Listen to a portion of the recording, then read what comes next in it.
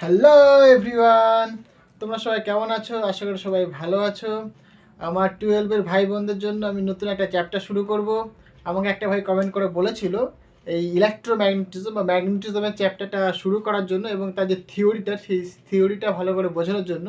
তো বেসিক্যালি আমি সেই থিওরি নিয়ে আজকে আলোচনা করব।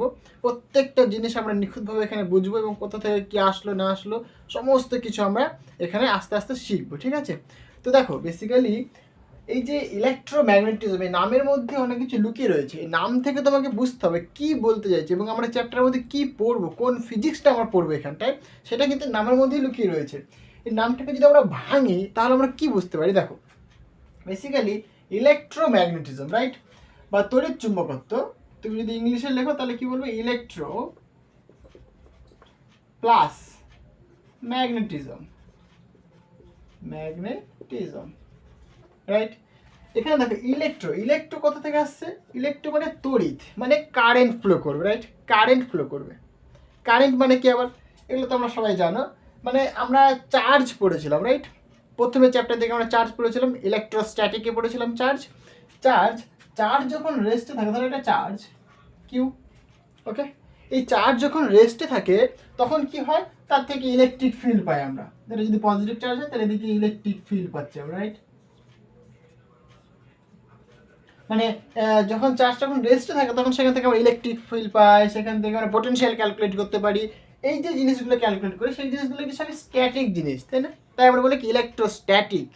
যেহেতু চার্জটা এখানে স্থির অবস্থায় রয়েছে, মানে কোনো মোশন নেই, যেহেতু স্থির তাই বলে আমরা স্ট্যাটিক। স্ট্যাটিক মানে বেসিক্যালি স্থির, স্থির তড়িৎ বলি আমরা। মানে চার্জ যদি স্থির থাকে তাহলে আমরা এই জিনিসগুলো পাই, ইলেকট্রিক ফিল্ড, পোটেনশিয়াল, এই নানাবিধ জিনিস আমরা ক্যালকুলেট করি, তাই তো? এইবার এই চার্জটাকে ধরো মুভ করানো শুরু করালাম। চার্জটা কি একটা কনস্ট্যান্ট ভেলোসিটিতে মুভ করছে, এটা চার্জটা কনস্ট্যান্ট ভেলোসিটিতে মুভ করছে। তাহলে চার্জটা যখন মুভ করে তখন কি দেয় বলো তো? কারেন্ট দেয়। তখন চার্জ যখন একটা কনস্ট্যান্ট ভেলোসিটিতে মুভ করে তখন আমরা কারেন্ট পাই। মানে কারেন্টের ডেফিনেশন বলছে এরকম যে Q by T, the rate of flow of charge, সময়ের সাপেক্ষে যে আধান বা চার্জের যে প্রবাহ, হ্যাঁ, সেটাকেই বলি আমরা কি? কারেন্ট বা প্রবাহ মাত্রা। এটাকে বলা হয় প্রবাহ মাত্রা বা কারেন্ট, রাইট। তাহলে চার্জ যখন এটা কনস্ট্যান্ট ভেলোসিটি মুভ করছে তখন আমরা কি পাচ্ছি? বেসিক্যালি কারেন্ট পাচ্ছি। চার্জ যখন রেস্টে ছিল, এটা কি ছিল? রেস্টে ছিল, এটা মুভ করছে কনস্ট্যান্ট ভেলোসিটি নিয়ে। তাহলে রেস্টে থাকলে আমরা ইলেকট্রিক ফিল্ড, পোটেনশিয়াল এসব জিনিস আমরা ক্যালকুলেট করি, কিন্তু চার্জটা যখন মুভ করে তখন আমরা কারেন্ট পাই, তাই নয় কি? এইবার এটা কনস্ট্যান্ট ভেলোসিটি মুভ করছে, রাইট, এই ভেলোসিটিটা কি? কনস্ট্যান্ট।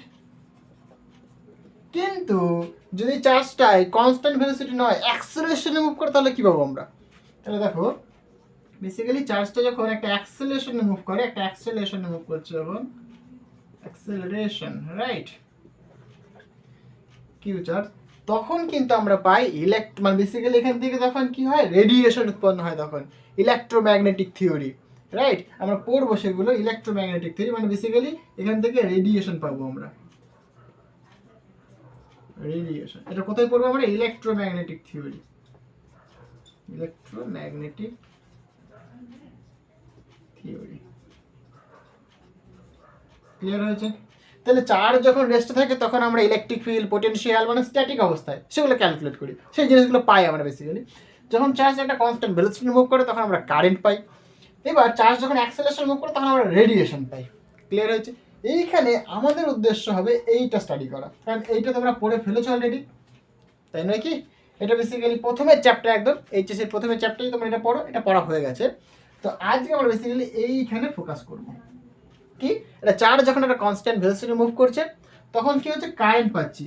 এবার মেনলি এইখানে ফোকাস করবো না একদমই, বেসিক্যালি যে কারেন্ট পাচ্ছে, যে জিনিসটা দেখা যাচ্ছে, দেখো একটা তারের মধ্যে যখন একটা কারেন্ট ফ্লো করছে, তারের মধ্যে তো একটা কারেন্ট ফ্লো করছে, সেই কারেন্টটাকে আমি সাপোজ ক্যাপিটাল আই দিয়ে রিপ্রেজেন্ট করলাম।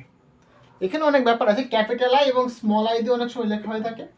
ক্যাপিটাল আই দিয়ে সাধারণত আমরা ডিসি কারেন্টকে লিখে থাকি, আর স্মল আই দিয়ে আমরা সাধারণত এসি কারেন্টকে লিখে থাকি।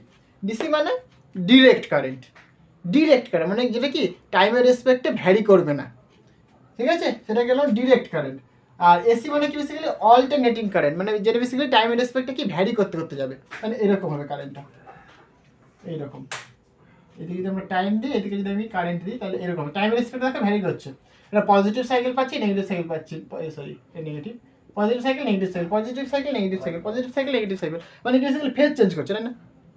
তাহলে যখন টাইমের রেসপেক্টে ভ্যারি করে তখন আমরা অল্টারনেটিং কারেন্ট পাই, যখন টাইমের রেসপেক্টে ভ্যারি করে না, কনস্ট্যান্ট থাকে, তখন আমরা কি পাই? ডিসি কারেন্ট পাই।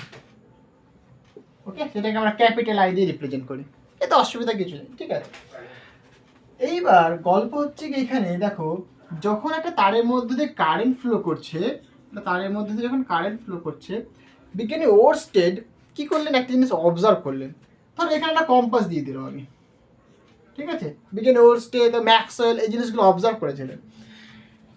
কি ধরো এখানে তুমি কম্পাস দিলে, কম্পাস দেখা গেল যখনই, কম্পাসটাকে আমি অন্যরকমভাবে দেখাই তাহলে ভালো সুবিধা হবে তোমাদের। এটা জাস্ট আমি এক্সাম্পল দিয়ে বোঝাচ্ছি জিনিসটা। ধরো এরকম জিনিসটা, এটা একটা মানে ম্যাগনেট বলতে পারো তুমি, এটা একটা, তুমি কম্পাসের বলতে ম্যাগনেট বলো তুমি, ঠিক আছে, ম্যাগনেট বা কম্পাস একই গল্প, কোনো অসুবিধা নেই। তাহলে এইখানে সাপোজ মনে করো নর্থ রয়েছে, এখানে নর্থ, এটা সাউথ করে দিই, এদিকে হ্যাঁ সাউথ করে দিই, আর এটাকে তুমি বলো নর্থ করে দিই, এটা করলে হবে, কোনো অসুবিধা কিছু নেই। ক্লিয়ার হয়েছে? ধরো যখন কারেন্টের মান 0, মানে কি অবজারভেশন করলো তারা সেটা দেখো তুমি। যখন কারেন্টের মান 0 তখন দেখা যাচ্ছে যে হ্যাঁ এই ম্যাগনেট যেটা রয়েছে তার কোনো ডিফ্লেকশন হচ্ছে না, অ্যাজ ইট ইজ যা আছে তাই। কিন্তু যখন এই তারের মধ্যে দিয়ে একটা কারেন্ট ফ্লো করছে তখন কি হচ্ছে দেখো, এই তারের মধ্যে দিয়ে যখন একটা কারেন্ট ফ্লো করছে, আই আই পরিমাণ কারেন্ট যখন ফ্লো করছে, তখন হচ্ছে কি দেখো, এই যে ম্যাগনেটটা তুমি রেখেছিলে না, এটা এস পোল ছিল, এটাকে এন পোল ছিল, আমি সব বলবো এগুলো কোনটা কি। বেসিক্যালি এই যে চ্যাপ্টারটার নাম থেকে আমরা কি বুঝতে পারছি, কি পড়বো আমরা, সেই ফিজিক্সটা আমরা দেখছি এখানটা।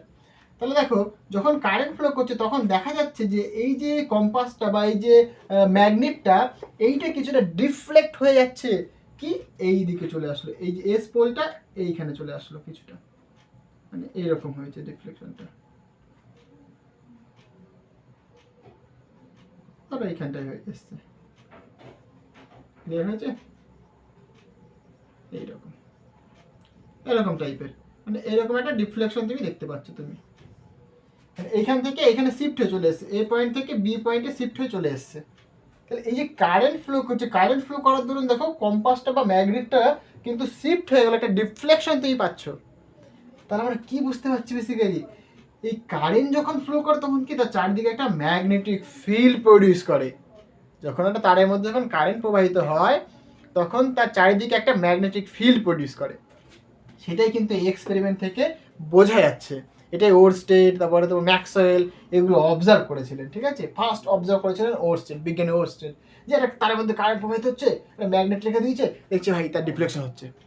তাহলে তিনি বুঝতে পারলেন, সেখান থেকে একটা ধারণা করলেন যে তার মানে কি, তার মানে তারের মধ্যে যখন একটা কারেন্ট প্রবাহিত হচ্ছে তখন কি তার চারিদিকে একটা কি ম্যাগনেটিক ফিল্ড প্রডিউসড হচ্ছে। দেখো ম্যাগনেটিক ফিল্ড প্রডিউসড হলেই কিন্তু ডিফ্লেকশন হবে, কেন, তাই তো আমি এখনই বলবো কিছু কিছু কথা, জাস্ট এইটা বলার জন্য একটু বলছি এখানটা আমি।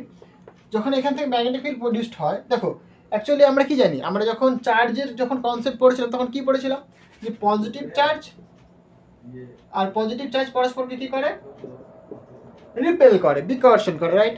পজিটিভ নেগেটিভ পরস্পরকে আকর্ষণ করে, তাই তো, বাট নেগেটিভ নেগেটিভ আর পরস্পরকে বিকর্ষণ করে, তার মানে কি সমজাতীয় আধান পরস্পরকে বিকর্ষণ করে, আর হচ্ছে বিপরীত জাতীয় আধান কিন্তু পরস্পরকে আকর্ষণ করে। এইখানেও কিন্তু ম্যাগনেটের ক্ষেত্রে একই ধর্ম আমরা দেখতে পাই। যদি তুমি পরস্পরের কাছে সমধর্ম রাখো, মানে ধরো এখানে একটা ম্যাগনেট রেখেছো তুমি, এটা এন পোল, এটা এস পোল, আর এইখানে একটা তুমি ম্যাগনেট রেখেছো এটা, ঠিক আছে, এটা মনে করো এটা এন পোল, এটা এস পোল, তাহলে কি হয় বলো তো, এই যে পরস্পর সমধর্মী পরস্পর বিকর্ষণ করবে, মানে এই দুজনে যদি পরস্পর সমধর্মী হয় তাহলে কি বিকর্ষণ করবে, যদি বিপরীত ধর্মী তাহলে পরস্পর আকর্ষণ করে দেবে। ক্লিয়ার হয়েছে? তাহলে ম্যাগনেটেরও কিন্তু আমরা এই প্রপার্টিটা দেখতে পাই, মানে এই আকর্ষণ ধর্মী এবং বিকর্ষণ ধর্মী যে প্রপার্টি বা যে ধর্মটা আমরা দেখতে পাই, সেটার জন্যই কিন্তু এখানে আমরা বলতে পারছি কি, দেখো যে কারেন্ট যদি প্রবাহিত হয় তার মানে কি ডিফ্লেকশন হচ্ছে, তার মানে কি এই কারেন্ট প্রবাহের দরুন এই চারিদিকে একটা ম্যাগনেটিক ফিল্ড প্রডিউস হচ্ছে। এবার এটা আমরা বলতে পারি যে কোন দিকে কোন পোলটা তৈরি হয়, মানে বেসিক্যালি আমরা সূত্র পড়বো আমরা, যেরকম ধরো এই যে ডান হাতে যদি আমরা এটা দিই, এই বৃদ্ধাঙ্গুলি যেদিকে থাকবে, মানে তার এবার, বা তুমি অ্যাম্পিয়ারের সঞ্চালনের সূত্র তুমি অ্যাপ্লাই করতে পারো, এইদিকে তুমি সাঁতার কাটো, বাদিক যেদিকে হবে এই বাদিকে, বা তুমি হাতটা কিরকম করে রাখলে বা এই বৃদ্ধাঙ্গুল যেদিকে হবে সেদিকটাই কি তোমার নর্থ পোল উৎপন্ন হবে। তাহলে এটা নর্থ পোল হচ্ছে, এটা সাউথ পোল হচ্ছে। এবার দেখো এখানে সাউথ পোল নিয়েছি, এর জন্য আমি এখানটা সাউথ পোল নিয়েছিলাম। তাহলে এখানে সাউথ সাউথ দুটো সাউথ হচ্ছে, তাহলে সাউথ সাউথ কী করবে, বিকর্ষণ করবে, তার জন্য এখানে একটা ডিফ্লেকশন হচ্ছে। যদি তুমি এখানে নর্থ পোল নিতে কী হতো বলো তো, সাউথ আর নর্থ পরস্পরকে আকর্ষণ করতো, মানে এটা এই দিকে চলে আসতো, এখানে না এসে এইখানে চলে আসতো। বুঝতে পারলে? তাহলে আমরা কি বুঝতে পারছি এখানটায়, এই যে ইলেকট্রো মানে বেসিক্যালি কারেন্ট, রাইট? ইলেকট্রো মানে কি বেসিক্যালি কারেন্ট, মানে কারেন্ট প্রবাহিত হবে, তারের মধ্যে দিয়ে কারেন্ট প্রবাহিত হবে, মানে বেসিক্যালি একটা কারেন্ট প্রবাহিত হবে, কারেন্ট ফ্লো করবে ওয়্যারের মধ্যে দিয়ে। ম্যাগনেটিজম, কারেন্ট প্রবাহ দরুন আমরা ম্যাগনেটিক ফিল্ড পাবো, আমরা কি ম্যাগনেটিক ফিল্ড বা ম্যাগনেটিক প্রপার্টি পাবো, আমরা ম্যাগনেটিক প্রপার্টি আমরা স্টাডি করবো, ম্যাগনেটিক ফিল্ড পাবো, ঠিক আছে, একই কথা। তাহলে কারেন্ট ফ্লো করবে, তার দরুন তার চারিপাশে একটা ম্যাগনেটিক ফিল্ড পাবো, এইটাই আমাদের মেন উদ্দেশ্য হবে এই চ্যাপ্টার, এইটাই বেসিক্যালি আমরা এখানে স্টাডি করবো, ঠিক আছে। এখানে বায়ো-সাভার্টস ল পড়বো, অ্যাম্পিয়ার্স ল পড়বো, সেগুলোতে আমরা ক্যালকুলেট করবো যে তারের মধ্যে যখন কারেন্ট ফ্লো করছে তখন তার চারিদিকে ম্যাগনেটিক ফিল্ড প্রডিউসড হচ্ছে, কোন পয়েন্টে কতখানি ম্যাগনেটিক ফিল্ড, নানাবিধ জিনিস আমরা ক্যালকুলেট করবো, ঠিক আছে। তো এইটাই আমাদের মেন উদ্দেশ্য এই চ্যাপ্টার। তো এই যে এখানে ম্যাগনেট বলছি, প্রশ্ন আসতেই পারে, মানে তোমার মাথায় একটা প্রশ্ন আসা উচিত, ম্যাগনেট নামটা কোথা থেকে আসলো, ম্যাগনেট নামটা কোথা থেকে আসলো, তাই না? বেসিক্যালি এই যে ম্যাগনেটটা আবিষ্কার হয়েছিল ম্যাগনেসিয়াতে প্রথম যে বিজ্ঞানী আবিষ্কার করেছে তার নাম হচ্ছে ম্যাগনেস,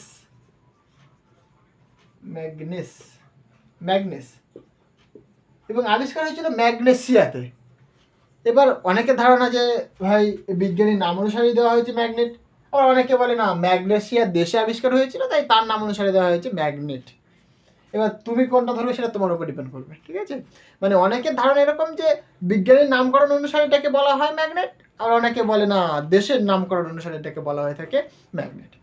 ক্লিয়ার হয়েছে? তো এইভাবে নামটা এসছে, এই ম্যাগনেস, এখান থেকে আমরা বলি ম্যাগনেট, ওকে, বা চুম্বক। আমরা সবাই দেখেছি চুম্বক, ছোটবেলায় অনেক খেলেছি চুম্বক দিয়ে, তাই না? তাহলে এইটা হচ্ছে তোমার ম্যাগনেট। এইবার দেখো এই যে চুম্বক আমরা বললাম, ন্যাচারাল চুম্বকটা কি, আমরা ন্যাচারাল চুম্বকও পাই, ন্যাচারাল ম্যাগনেট, রাইট? বেসিক্যালি আমাদের আর্থ একটা ম্যাগনেট, যার ধরুন কি উত্তর দক্ষিণ পূর্ব পশ্চিম, মানে তুমি যদি একটা মানে ম্যাগনেটকে যদি তুমি রাখো, যে তুমি যতই ঘুরিয়ে দাও না কেন সেটা কিন্তু উত্তর দক্ষিণ বরাবর কিন্তু মুখ করে দাঁড়িয়ে পড়বে, স্থির অবস্থায় এখন দাঁড়াবে সে কিন্তু সবসময় উত্তর দক্ষিণ মুখ করে দাঁড়াবে। তার মানে কি আমাদের পৃথিবী একটা ম্যাগনেট, এর মধ্যে একটা ম্যাগনেটিক ফিল্ড রয়েছে। এটা তোমরা আস্তে আস্তে শিখবে, তোমরা বুঝতে পারবে, কারণ কি পৃথিবী একটা ইলেকট্রনের সাগর, যখন রোটেট করে এইখানে কি এই যে কনসেপ্টটা পড়বো আমরা, এইটা থেকে আমরা বুঝতে পারবো যে কীভাবে আমরা বলতে পারি যে পৃথিবীর মধ্যে একটা ম্যাগনেটিক ফিল্ড রয়েছে। কারণ তুমি যদি ভালো করে ইমাজিন করো যে পৃথিবীতে ভাই একটা ইলেকট্রনের সাগর, পৃথিবী যখন ঘুরছে তখন কি ইলেকট্রনগুলো ঘুরছে, তাই না? এবার ইলেকট্রন যেদিকে ফ্লো করে ঠিক তার অপোজিট দিকে কারেন্ট ফ্লো করে, এবার কারেন্ট ফ্লো করলে আবার ম্যাগনেটিক ফিল্ড পাই আমরা, একটু আগে বললাম ওর স্টুডেন্ট এক্সপেরিমেন্ট থেকে। তাহলে সেখান থেকে তুমি বুঝতেই পারছো যে যেহেতু পৃথিবী ঘুরছে মানে কি সেখানে কারেন্ট ফ্লো করছে, তার মানে কি সেখানে একটা ম্যাগনেটিক ফিল্ড অলরেডি প্রডিউসড হচ্ছে। এবার তুমি ধরো একটা ন্যাচারাল ম্যাগনেট পেলে, ধরো এটা একটা ম্যাগনেট, ঠিক আছে, এবার এটাকে যখন তুমি ঘুরিয়ে ছেড়ে দেবে তখন কিন্তু উত্তর দক্ষিণ মুখ করে দাঁড়িয়ে পড়বে, কারণ কি ওই উত্তর দক্ষিণ বরাবর, তাই বেসিক্যালি এখান থেকে কি ম্যাগনেট দিয়ে তুমি ডিরেকশনকে তুমি রিপ্রেজেন্ট করতে পারো। আমরা এর জন্য কি ম্যাগনেট দিয়ে আমরা ডিরেকশনকে আমরা বুঝি, কম্পাস, তার ফলে কি কম্পাসটা আবিষ্কার হয়েছিল, রাইট? আচ্ছা, আসবো আমি। তাহলে ন্যাচারাল ম্যাগনেট মানে কি, বেসিক্যালি নেচারে যে ম্যাগনেট আমরা পাই সেটাই ন্যাচারাল ম্যাগনেট, ঠিক আছে। এবার দেখো এই যে ম্যাগনেট হচ্ছে তোমার যেরকম কিছু ধাতব বস্তুকে আমরা মানে আকর্ষণ করে, বেসিক্যালি যেমন লোহা বলতে পারো, নিকেল বলতে পারো, হ্যাঁ, এদেরকে কি খুব সহজেই কি আকর্ষণ করে ফেলে ম্যাগনেট। এবার গল্প হচ্ছে কি দেখো, তাহলে ম্যাগনেট হচ্ছে তোমার লোহা বলো, নিকেল বলো, এদেরকে কিন্তু আকর্ষণ করে, তাই তো? তাহলে এই যে ম্যাগনেট যে চিনবো আমরা, তার দুটো প্রপার্টি রয়েছে। ফার্স্ট প্রপার্টি কি দেখো, ফার্স্ট তোমার হচ্ছে আকর্ষণীয় প্রপার্টি, মানে আকর্ষণীয় ধর্ম, আকর্ষণীয় ধর্ম। সেকেন্ড প্রপার্টি কি বলো, মানে আকর্ষণীয় ধর্ম বুঝতে পারলাম, আকর্ষণীয় ধর্মটা কি, মানে কি ধরো এই যে লোহা নিলাম, ম্যাগনেটের কাছে যদি আমি লোহা নিয়ে যাই তাহলে লোহাটাকে সে আকর্ষণ করবে, তাই না কি? ম্যাগনেটের কাছে যদি নিকেল নিয়ে যাই তাহলে নিকেলকে সে আকর্ষণ করবে। ম্যাগনেটের কাছে ম্যাগনেট নিয়ে গেলে সে আকর্ষণ করতেও পারে এবার বিকর্ষণও করতে পারে, তাতে কোনো অসুবিধা নেই। তারপরে কি, যেরকম আকর্ষণীয় ধর্ম একটা ম্যাগনেটের একটা প্রপার্টি। তারপরে যেরকম ধরো তোমার মানে বিকর্ষণ ধর্মীয় একটা প্রপার্টি। কারণ কি, বিকর্ষণ মানে কি বেসিক্যালি যদি সমজাতীয় যদি হয়, মানে বিকর্ষণ ধর্মীয়, বিকর্ষণীয় ধর্ম। যেরকম ধরো যদি দুটো ম্যাগনেটকে যদি মানে একটা ম্যাগনেট নিলাম আমি আর একটা ম্যাগনেট নিলাম, সেম পোলকে যদি আমি পাশাপাশি রাখি তাহলে কি, তারা বিকর্ষণ করবে, তাই নয় কি? তাহলে এইখানেও কিন্তু এই গল্পটা তোমাকে মাথায় রাখতে হবে যে নর্থ নর্থ পরস্পরকে কি করে, বিকর্ষণ করে, বিকর্ষণ করে। সাউথ সাউথ পোলস পরস্পরকে বিকর্ষণ করে। আর এখানে যদি আমি ম্যাগনেটের গল্প যদি বলি, ম্যাগনেট কি করবে, নর্থ সাউথ এবং সাউথ নর্থ পরস্পরকে কি করবে, আকর্ষণ করে। এইখানে যে ইলেকট্রোম্যাগনেট মানে ইলেকট্রিক ফিল্ড বা ইলেকট্রোস্ট্যাটিকে যেগুলো আমরা পড়েছিলাম চার্জের ক্ষেত্রে, অ্যাকচুয়ালি বলতে কি, এই যে ইলেকট্রোম্যাগনেটিজম পড়বো আমরা, আমরা যে ইলেকট্রিক ফিল্ড, ইলেকট্রিক পোটেনশিয়াল যেমন থিওরি পড়েছিলাম না, ঠিক তেমনই এখানেও পড়বো আমরা, একই রকম। ক্লিয়ার হয়েছে? ম্যাগনেটের আরেকটা খুবই ইন্টারেস্টিং এবং ইম্পর্টেন্ট যে ধর্ম প্রপার্টি, সেটা কি বলতো, সেইটা ম্যাগনেট হচ্ছে তোমার ডিরেকশন নির্দেশ করতে পারে, মানে দিক নির্দেশক হিসেবে কাজ করে, দিক নির্দেশক, তাই নয় কি? এই থেকেই তো আমাদের কম্পাস তৈরি হয়েছে, এই থেকে তো আমাদের কম্পাস তৈরি হয়েছে, তাই না? তাহলে ম্যাগনেটিক ফিল্ড মানে ম্যাগনেট বেসিক্যালি তার ডিরেকশন আমাদের বোঝাতে পারে। তাহলে দেখো এইগুলো হচ্ছে তোমার ম্যাগনেটের প্রপার্টি, এই প্রপার্টিগুলো যদি থাকে তাহলে আমরা সেটাকে বলবো ম্যাগনেট, সেটাকে আমরা বলবো ম্যাগনেট। ক্লিয়ার হয়েছে? এইবার দেখো এগুলো ন্যাচারাল ম্যাগনেট, মানে ম্যাগনেটের যে এই যে দিক নির্দেশক যে ধর্ম, তারপরে আকর্ষণ বিকর্ষণ, আকর্ষণ বিকর্ষণটা বুঝলাম, দিক নির্দেশকও বুঝলাম, এবং এমন কিছু মানে ন্যাচারাল ম্যাগনেট পাই আমরা যাদের কি দেখা যায় বেসিক্যালি এই যে আকর্ষণ বিকর্ষণ ধর্ম, তাদের মানে আমরা যদি এক্সপেরিমেন্ট করতে যাই বেসিক্যালি আমরা, বা সেই ম্যাগনেটটা নিয়ে ধরো পরীক্ষা করে আমি কোনো কাজ করবো, আমি অনেক সময় দেখা যায় যে সেই ম্যাগনেটের স্ট্রেংথ অনেক কম, তখন আমাদের মানে খুবই প্রবলেম হয়ে যায়। তখন আমরা কী করি বেসিক্যালি, ম্যাগনেট আমরা তৈরি করি, আর্টিফিশিয়ালি আমরা ম্যাগনেট তৈরি করি, আমরা ম্যাগনেট তৈরি করতে পারি আমরা। তাহলে এই যে ম্যাগনেট যে প্রক্রিয়ার সাহায্যে তৈরি করা হয় সেটা কি বলে আমরা কি, ম্যাগনেটাইজেশন, মানে ম্যাগনেট আমরা তৈরি করছি একটা প্রক্রিয়ার মাধ্যমে, ঠিক আছে? নিকেল দিয়ে, লোহা দিয়ে, কোবাল্ট দিয়ে, এগুলো আমরা ম্যাগনেট তৈরি করতে পারি। ক্লিয়ার হয়েছে? যে ইস্পাত দিয়ে যে প্রক্রিয়ার সাহায্যে বেসিক্যালি ম্যাগনেটটাকে তৈরি করা হয় সেটাকে বলি আমরা কি, সেই প্রক্রিয়াটাকে বলি আমরা ম্যাগনেটাইজেশন। জিনিসটা ক্লিয়ার হয়েছে? এর ম্যাগনেট অনেক ধরনের হতে পারে, তোমার বার ম্যাগনেট হতে পারে, যেরকম ধরো এরকম, এটা একটা বার ম্যাগনেট, এটা নর্থ পোল ধরলাম, এটা সাউথ পোল ধরলাম। তারপরে তোমার ইউ আকৃতি ম্যাগনেট হতে পারে,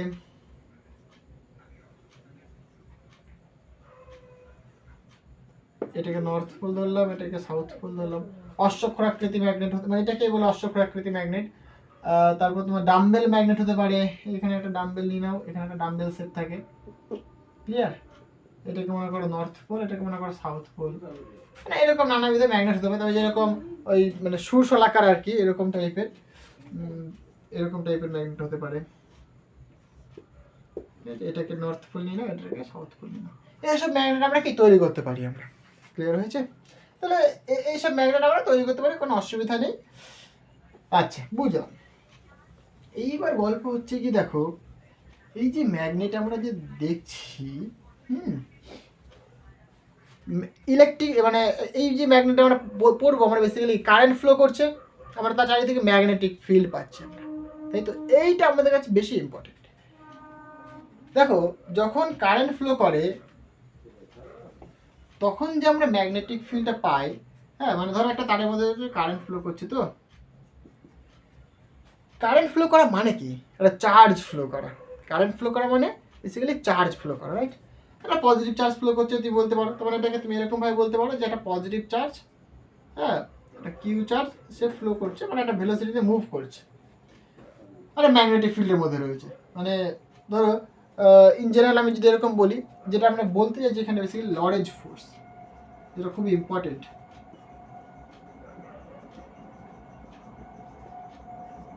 লরেঞ্জ ফোর্সটা কি, ক্লিয়ার? লরেঞ্জ ফোর্সটা কি খুব ইম্পর্টেন্ট, যেটা জানতে হবে তোমাকে। দেখো যখন একটা চার্জ যখন ফ্লো করছে, এটা ধরো ম্যাগনেটিক ফিল্ড রয়েছে এখানে একটা, ঠিক আছে, একটা ম্যাগনেটিক ফিল্ডের মধ্যে রয়েছে, ধরো বি একটা ম্যাগনেটিক ফিল্ড, হ্যাঁ, এরকম ম্যাগনেটিক ফিল্ড রয়েছে সাপোজ, ইমাজিন করে নাও তুমি, ওকে, এবং ভেলোসিটিটা এদিক বরাবর। তাহলে এই যে বি ম্যাগনেটিক ফিল্ডের মধ্যে একটা চার্জ পার্টিকেল বি ভেলোসিটিতে মুভ করছে, তাহলে সেই চার্জ পার্টিকেলটার ওপরে কি পরিমাণ ফোর্স কাজ করছে, সেইটাই বলে কি লরেঞ্জ ফোর্স। লরেঞ্জ ফোর্স বলছে যে এফ যে বলটা হবে এটা কি হয়, কি Q into V vector cross B vector. Cross মানে কি, এটা cross product.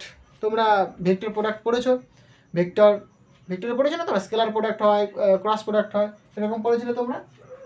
A dot B, এটাকে বলে আমরা কি ডট প্রোডাক্ট বা স্কেলার প্রোডাক্ট। এটাকে আমরা এরকম লিখতে পারি এ বি কস থিটা, এটা বেসিক্যালি স্কেলার কোয়ান্টিটি, তাই আমরা এটাকে বলি স্কেলার প্রোডাক্ট। সিমিলারলি এ ক্রস বি, এটাকে বলে আমরা ভেক্টর প্রোডাক্ট বা ক্রস প্রোডাক্ট, যেহেতু ক্রস রয়েছে তাই ক্রস প্রোডাক্ট, ডট রয়েছে তাই ডট প্রোডাক্ট। এটাকে ভাঙলে এরকম আসে যে এ বি সাইন থিটা। ঠিক লিখলাম না? ঠিক লিখিনি, কারণ কি এটা বেসিক্যালি একটা ভেক্টর কোয়ান্টিটি, ভেক্টর কোয়ান্টিটি লিখেছি, ডান দিকে তুমি লিখেছো স্কেলার কোয়ান্টিটি, বাবা হয়নি, কারণ কি বাঁ দিকে ভেক্টর লিখলে ডান দিকে ভেক্টর লিখতে হবে, এগুলো তোমরা জানো। তাহলে এখানে তোমাকে বলতে হবে অবশ্যই যে এ ক্রস বি করলে যে ডিরেকশনটা পাওয়া যাবে সেটা তোমাকে এখানে দিতে হবে। সেটাই কি এখানে ধরলাম normal vector N cap. Clear হয়েছে? যেমন ধরো এগুলো জানতে হবে, ধরো এক্স ওয়াই জি, রাইট? ধরো এক্স থেকে আমি ওয়াই ক্রস প্রোডাক্ট নিলাম, মানে এক্স ক্রস ওয়াই যদি করি আমরা, তাহলে অবশ্যই আমি জে পাবো, এই যে জিটা পাবো আমি, মানে জেড। তাহলে এক্স আর ওয়াই যদি ক্রস প্রোডাক্ট করি তাহলে জেড পাবো আমি, ঠিক আছে? মানে এক্স থেকে ওয়াইয়ের দিকে রাইট হ্যান্ডের স্ক্রু ঘোরালে সেই স্ক্রুটা কি অগ্রভাগ জেড দিক, মানে জেডের যে অ্যাক্সিস সেই দিক বরাবর উঠবে। ক্লিয়ার হয়েছে?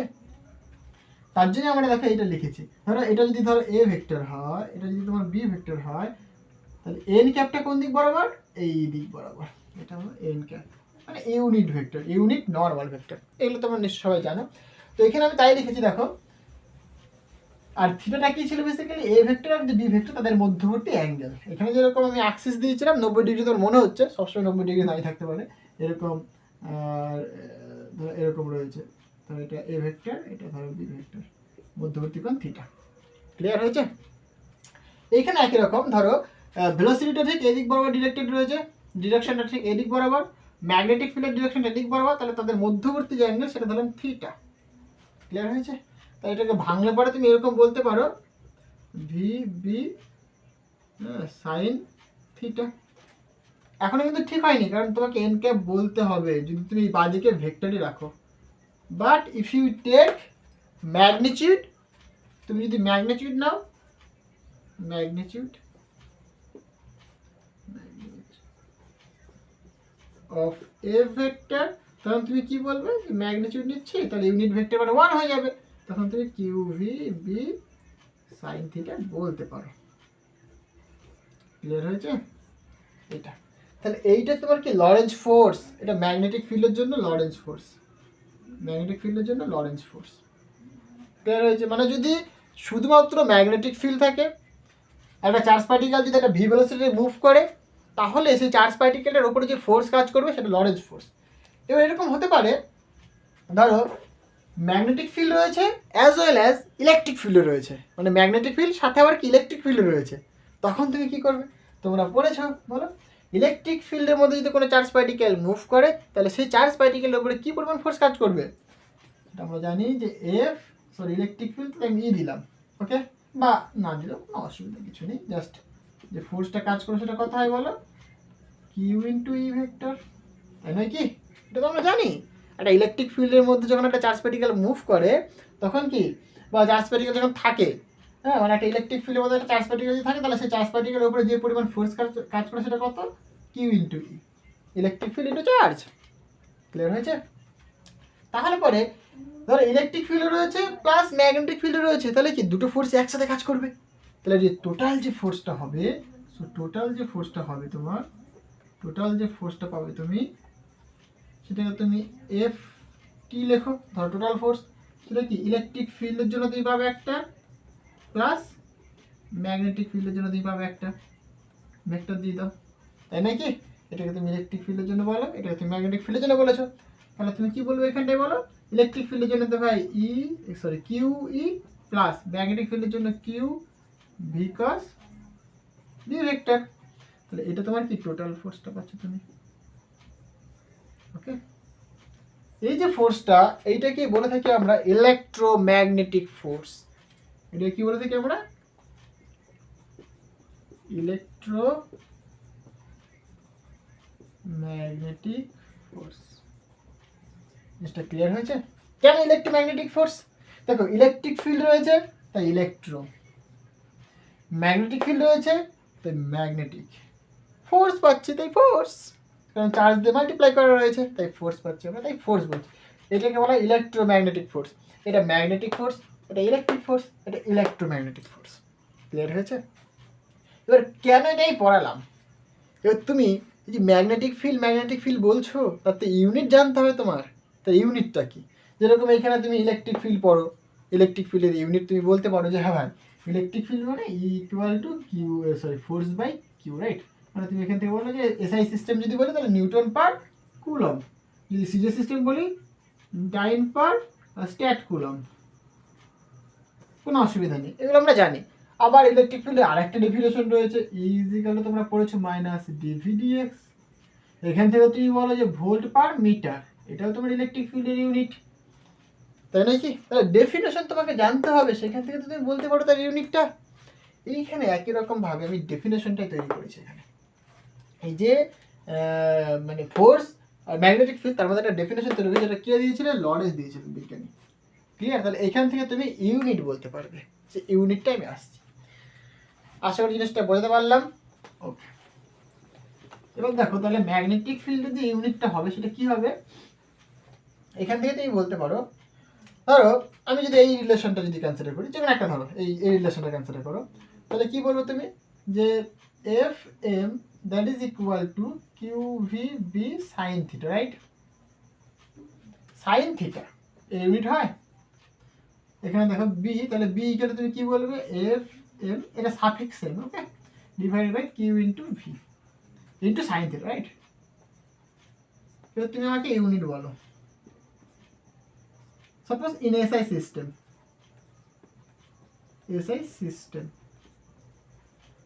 এসআই সিস্টেমের ইউনিট কি হবে বলো? দেখো ম্যাগনেটিক ফিল্ডের যে ইউনিটটা হবে ফোর্স ইউনিট কি বলো? ফোর্স ইউনিট নিউটন, তাই নাকি? ফোর্স মানে নিউটন, ডিভাইডেড বাই, দেখো ডিভাইডেড বাই কি রয়েছে, চার্জ মানে কুলম, ইন্টু ভেলোসিটি মানে কি, মিটার পার সেকেন্ড, মানে second two the power -1। Clear হয়েছে?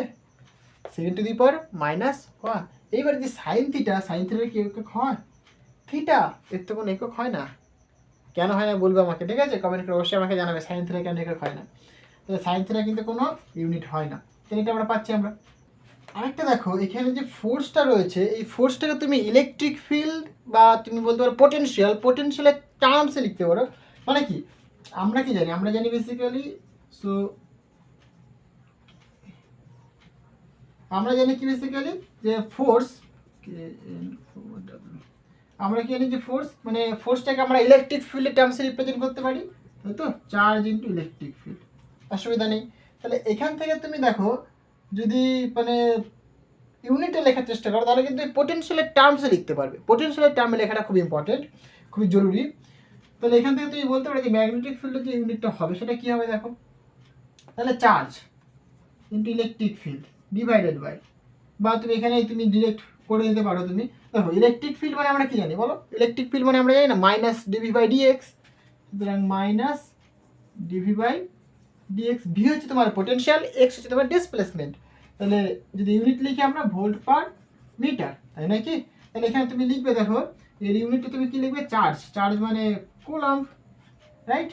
আর ইলেকট্রিক ফিল্ড মানে ভোল্ট পার মিটার, সুতরাং ভোল্ট বাই মিটার, এটা তুমি লিখবে।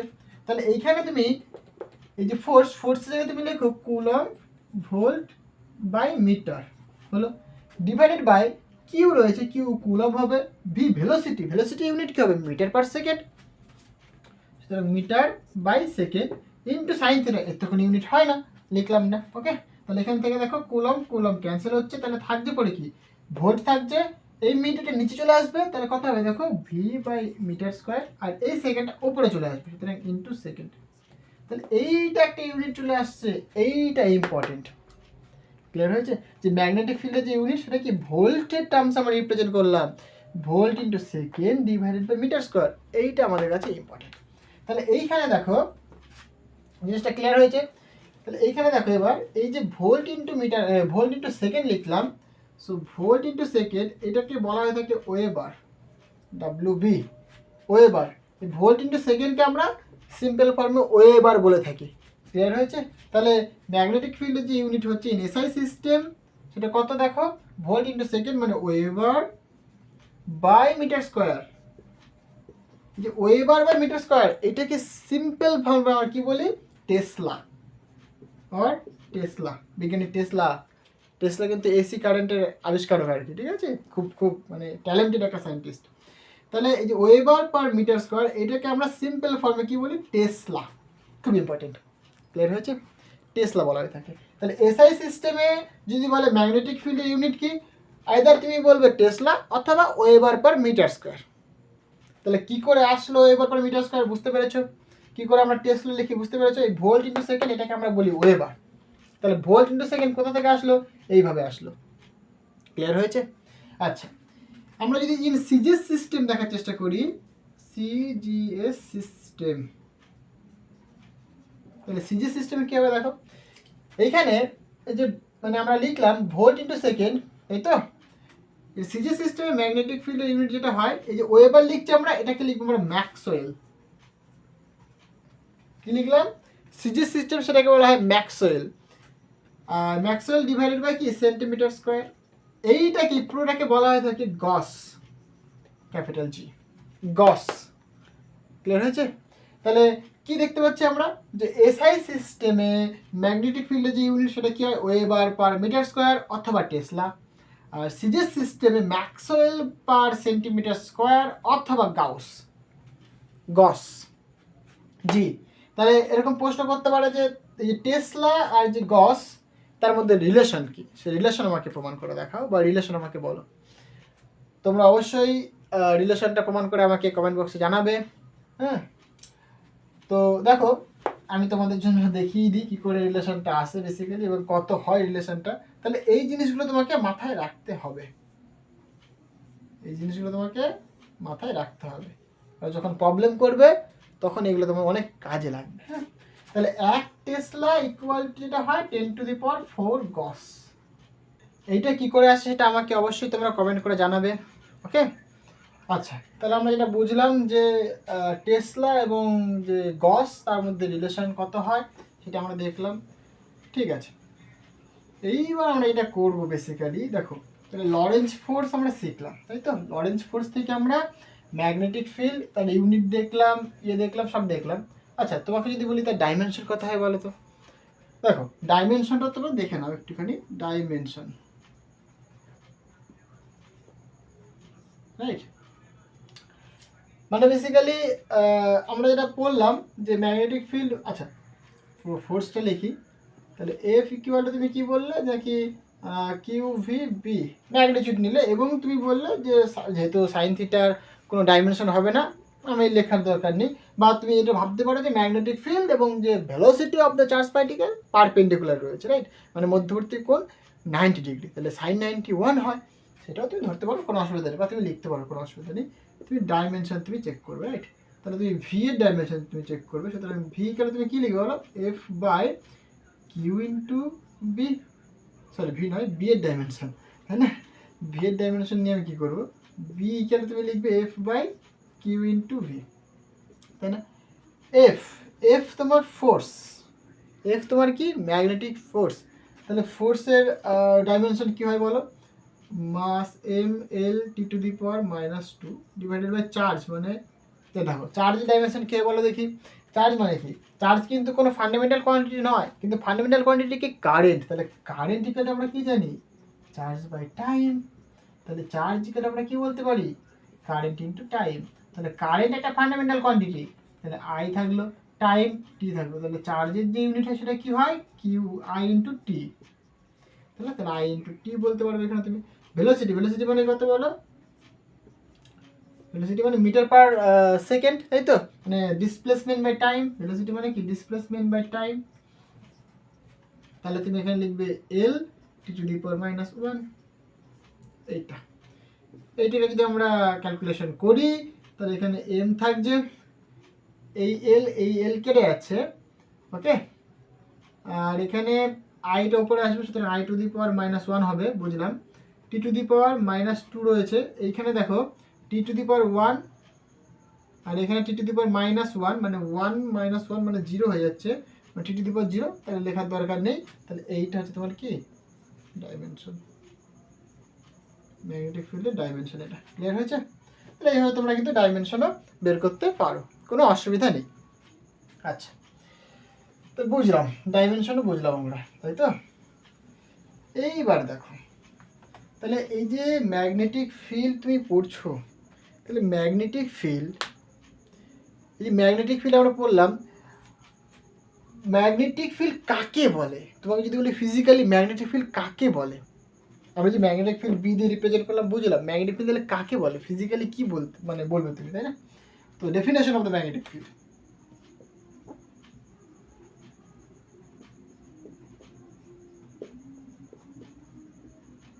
দেখো ম্যাগনেটিক ফিল্ড মানে যতদূর পর্যন্ত তার মানে প্রভাব, মানে যে ফোর্সটার প্রভাব থাকবে সেটাই তার ম্যাগনেটিক ফিল্ড। মানে তোমাকে একটা এক্সাম্পল দিয়ে বলি, ধরো এটা মাঠ রয়েছে, ওকে, এখানে ধরো ফুটবল খেলা হচ্ছে, এখানে ফুটবল খেলা হচ্ছে, এটা ফুটবল, এটা এখানে প্লেয়ারগুলো রয়েছে, এখানে প্লেয়ারগুলো রয়েছে, ওকে, এটা ফুটবল, এটা আমার দেখো, এটা কিন্তু এটা বাউন্ডারি, তাই না, এটা বাউন্ডারি, এটা হচ্ছে আমাদের বল। তাহলে এই বলটা যতক্ষণ পর্যন্ত এই বাউন্ডারির মধ্যে থাকবে ততক্ষণ পর্যন্ত কি মানে খেলাটা চলবে, কিন্তু বলটা যদি বাউন্ডারির বাইরে চলে আসে তাহলে কিন্তু মানে বলটাকে নিয়ে আর খেলা হয় না। এই যে ম্যাগনেটিক ফিল্ড বলো, ইলেকট্রিক ফিল্ড বলো, গ্র্যাভিটেশনাল ফিল্ড বলো, সবার ডেফিনেশন একই রকম। ফিল্ড মানে একটা ক্ষেত্র, একটা ক্ষেত্র জুড়ে, মানে যে ক্ষেত্রটা জুড়ে তার বলের প্রভাব থাকবে, তার মানে যে ম্যাগনেটিক ফিল্ড, যে ম্যাগনেটিক ফোর্স রয়েছে, ইলেকট্রিক ফিল্ডে যে ইলেকট্রিক ফোর্স রয়েছে, গ্র্যাভিটেশনাল ফোর্স রয়েছে, আমি যদি সবগুলোকে একত্রে নিয়ে চলে আসি আর কি, সবগুলো একই রকম ব্যাপার।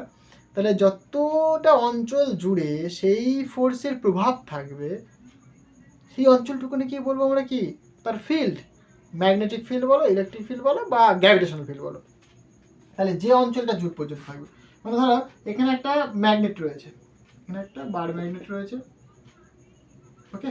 এবার ধরো এত দূর অঞ্চল পর্যন্ত, এই অঞ্চল পর্যন্ত সাপোজ ম্যাগনেটিক ফিল্ডটা, মানে এখানে ধরো একটা লোহার টুকরোকে রাখলাম, মানে যদি আমি তোমাকে এক্সাম্পলটা বোঝাই, ধরো এখানে একটা লোহার টুকরো রাখলাম, এই লোহার টুকরোটাকে কিন্তু খুব ইজিলি সে আকর্ষণ করে নেবে, তাই না, এবং আকর্ষণ বলটা অনেকটা বেশি হবে।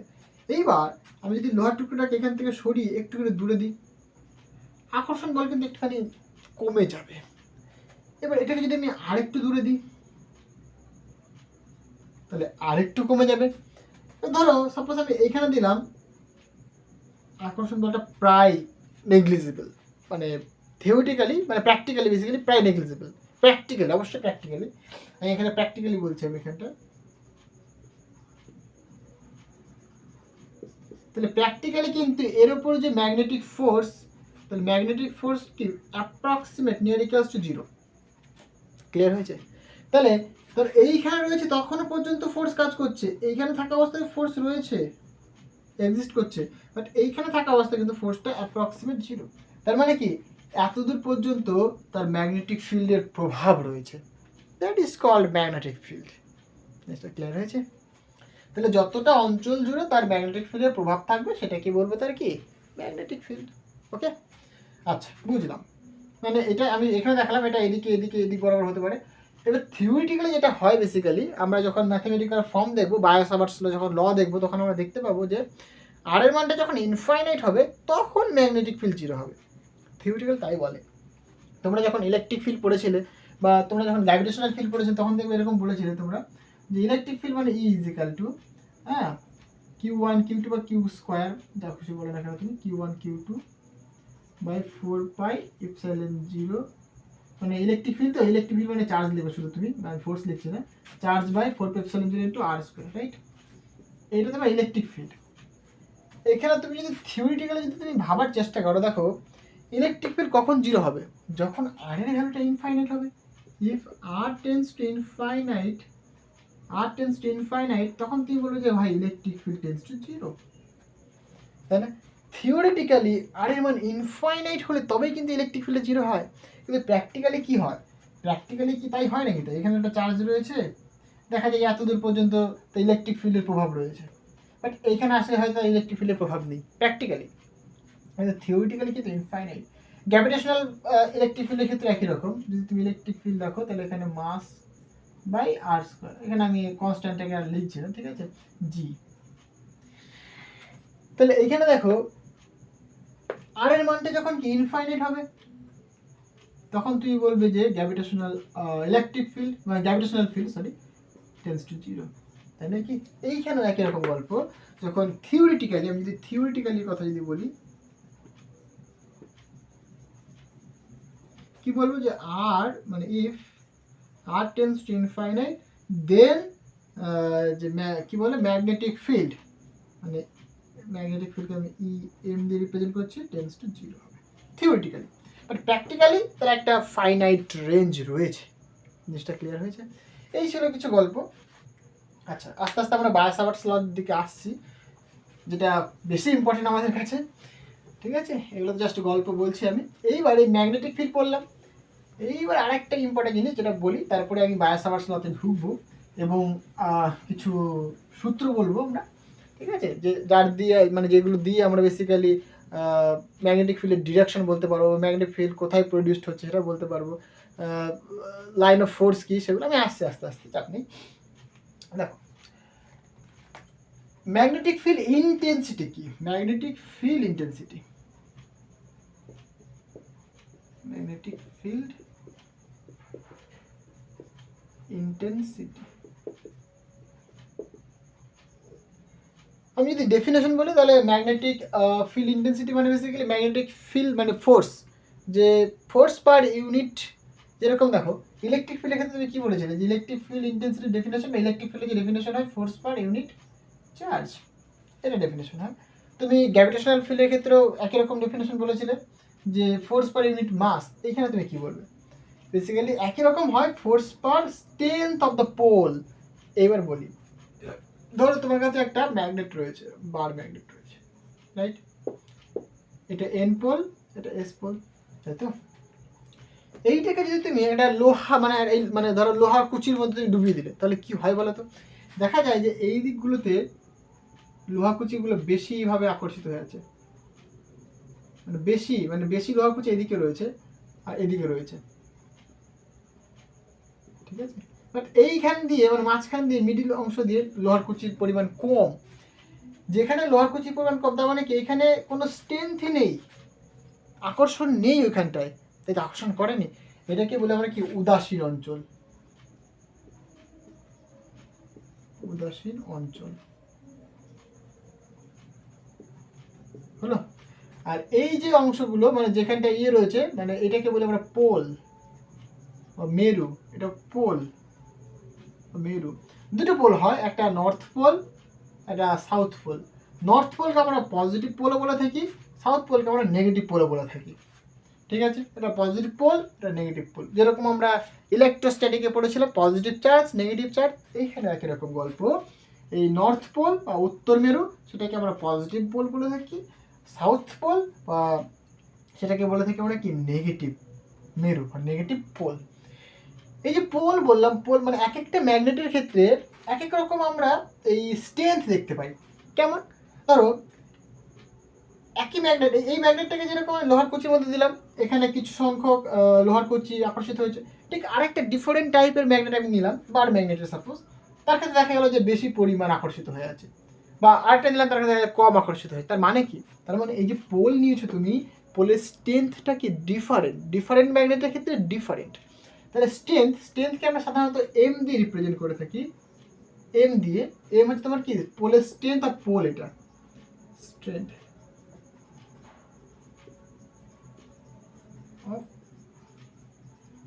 পোলের স্ট্রেংথ। ওকে, তো তখন আমরা বলি যে ম্যাগনেটিক ফিল্ড ইন্টেন্সিটি যে ডেফিনেশন, সেটা হয় বেসিক্যালি বি বা এইচ দিয়েও লেখা হয়ে থাকে, ঠিক আছে? সেটা হয় basically force, magnetic force per strength. ওকে, এইটা তোমার ম্যাগনেটিক ফিল্ড ইন্টেন্সিটি মানে ফিজিক্যাল ফিজিক্স ওয়াইজ ডেফিনেশন। ওকে, এবার বেসিক্যালি কি হয় দেখো, এই যে ম্যাগনেটিক ফিল্ড আমরা পড়বো, ম্যাগনেটিক ফিল্ড আমরা মানে এই যে এইচ লিখলাম, ম্যাগনেটিক ফিল্ড ইন্টেন্সিটি বি লিখলাম, এর মধ্যে একটা রিলেশন রয়েছে, সেটা আমি আস্তে আস্তে আসছি কি হয় রিলেশনে, সেটা আমি দেখাবো তোমাদেরকে। মানে বেসিক্যালি এরকম রিলেশনটা আসে যে H equal to B by mu, mu কি না কি পারমিয়াবিলিটি বলে এটাকে, এটা আসবে আমরা বায়োসাভার্টলাটা পড়ি, তারপর আমরা বুঝতে পারবো। ওকে, সো আমি আসবো এগুলোতে, চাপ নেই। এবার দেখো, এই যে আমি বললাম একটা তারের মধ্যে দিয়ে কারেন্ট প্রবাহিত হচ্ছে, রাইট? বুঝলাম তারের মধ্যে দিয়ে কারেন্ট প্রবাহিত হচ্ছে। কারেন্ট যদি প্রবাহিত হয় তাহলে বুঝলাম ম্যাগনেটিক ফিল্ড প্রডিউসড হয়, তো লাইন অফ ফোর্স পাওয়া যায়, লাইন অফ ফোর্স পাওয়া যায়। মানে কি লাইন অফ ফোর্স মানে কি? বলরেখা পাওয়া যায়, এরকম ভাবে বলরেখা পাওয়া যায়।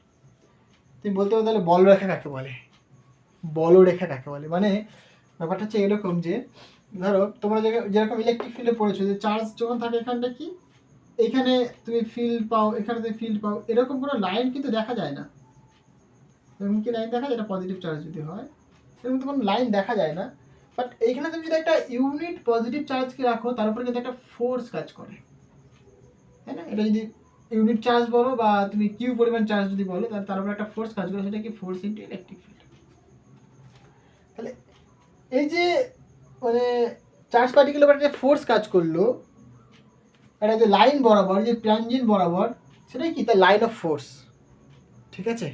তাহলে সেগুলোকে আমরা যেন এই অ্যারো দিয়ে রিপ্রেজেন্ট করি, মানে এই পয়েন্টে এই পয়েন্টে এই পয়েন্টে এই পয়েন্টে কাজ করে। তাহলে এটা এই অ্যারোগুলো কি ইমাজিনারি নাম, মানে ইমাজিনারি অ্যাকচুয়ালি কাল্পনিক একটা বলরেখা, রেখা। এগুলোকে বলে আমরা কি লাইন অফ ফোর্স ও বলরেখা। ইলেকট্রিক ফিল্ডের ক্ষেত্রে, ম্যাগনেটিক ফিল্ডের ক্ষেত্রে একই রকম। এই যে তুমি ম্যাগনেটিক ফিল্ড তুমি যখন লিখছো, বার ম্যাগনেট যখন তুমি একটা আঁকছো এরকম ব্যাপার, এরকম ভাবে নর্থ পোল, এখানে সাউথ পোল, তাই তো? এর ক্ষেত্রেও লাইন অফ ফোর্স পাওয়া যায়। মানে কি তুমি ওই যে লাইন অফ ফোর্স যে পাবো আমরা, ওখানে একটা ইউনিট অ্যামাউন্টের বা ইউনিট পরিমাণের কোনো একটা তুমি ধরো কোনো লোহা টুকরোকে রাখবে, তার উপর একটা ফোর্স কাজ করবে, যে স্পর্শক বা ট্যানজেন্ট বরাবর ফোর্সটা কাজ করবে, সেই লাইনটা হচ্ছে তোমার কি লাইন অফ ফোর্স। এখানে যেটা হয়, লাইন অফ ফোর্সগুলো নর্থ পোল থেকে বেরোয়, সাউথ পোলে ঢোকে, নর্থ পোল থেকে বেরোয়, সাউথ পোলে ঢোকে, নর্থ পোল থেকে বেরোয়, সাউথ পোলে ঢোকে, ঠিক আছে? নর্থ পোল থেকে বেরোয়, সাউথ পোলে ঢোকে, ডিরেকশনটা ঠিক এরকম হবে, এখানে ডিরেকশনটা ঠিক এরকম হবে। সবসময় নর্থ পোল থেকে বেরোবে, সাউথ পোলে ঢুকবে, এটা পজিটিভ এটা নেগেটিভ। সবসময় নর্থ পোল থেকে বেরোবে, সাউথ পোলে ঢুকবে। বাট ইন্টারেস্টিং ব্যাপার হচ্ছে গিয়ে, কখনো তুমি দেখবে ম্যাগনেটে কিন্তু একটা পোল এক্সিস্ট করে না। সবসময় তুমি ম্যাগনেটকে দেখবে এই দুটো সবসময় নর্থ আর সাউথ পোল জোড়ায় জোড়ায় থাকে। কিন্তু চার্জের ক্ষেত্রে তোমরা দেখেছো যে পজিটিভ চার্জ শুধু পাই, নেগেটিভ চার্জ শুধু পাই, কিন্তু ম্যাগনেটের ক্ষেত্রে পাবে না। তুমিকে যদি বলা হয় ম্যাগনেটটাকে, তুমি বলবে হ্যাঁ আমি তো না পাওয়ার কী আছে, আপনি ছবিটা এরকম আঁকলেন বা তুমি এরকম ছবিটা আঁকলে যে কি এখানে নর্থ পোল এখানে সাউথ পোল, তাই তো? আমি এর মধ্যে কেটে দেবো, কেটে দাও, তাহলে এদিকটা নর্থ হয়ে গেল, এদিকটা সাউথ হয়ে গেল, এই তো দুটো আলাদা পোল হয়ে গেল। না বাবা, হয় না। তুমি যখনই কাটবে তখনই কি হয়, এই নর্থের সাথে সাথে এখানে একটা কি সাউথ পোল ক্রিয়েট করে নেয়। সিমিলারলি এটা কাটার সাথে সাথে এখানে সাউথ রয়েছে, এখানে একটা নর্থ পোল ক্রিয়েট করে নেয়। তুমি এটা এক্সপেরিমেন্ট করে দেখতে পারো বাড়িতে। তুমি এবার নিয়ে আসবে এই নর্থ পোলটাকে সাউথের কাছে নিয়ে আসবে, তাকে আকর্ষণ করবে। তার মানে কি? তার মানে বেসিক্যালি এটা সাউথ পোল তৈরি হয়েছে, মানে অপোজিট পোল তৈরি হয়ে আছে এখানটায়। এবং এইটাকে তুমি এর কাছে নিয়ে আসবে, দেখবে বিকর্ষণ করছে। তাহলে তুমি কি বুঝতে পারছো যে হ্যাঁ এখানে একটা কিন্তু পোল উৎপন্ন হয়ে গেছে। তার মানে বেসিক্যালি ম্যাগনেটের ক্ষেত্রে মনোপোল এক্সিস্ট করে না, monopole does not exist. Basic basic কিছু কনসেপ্ট তোমাকে বলে দিচ্ছি আমি।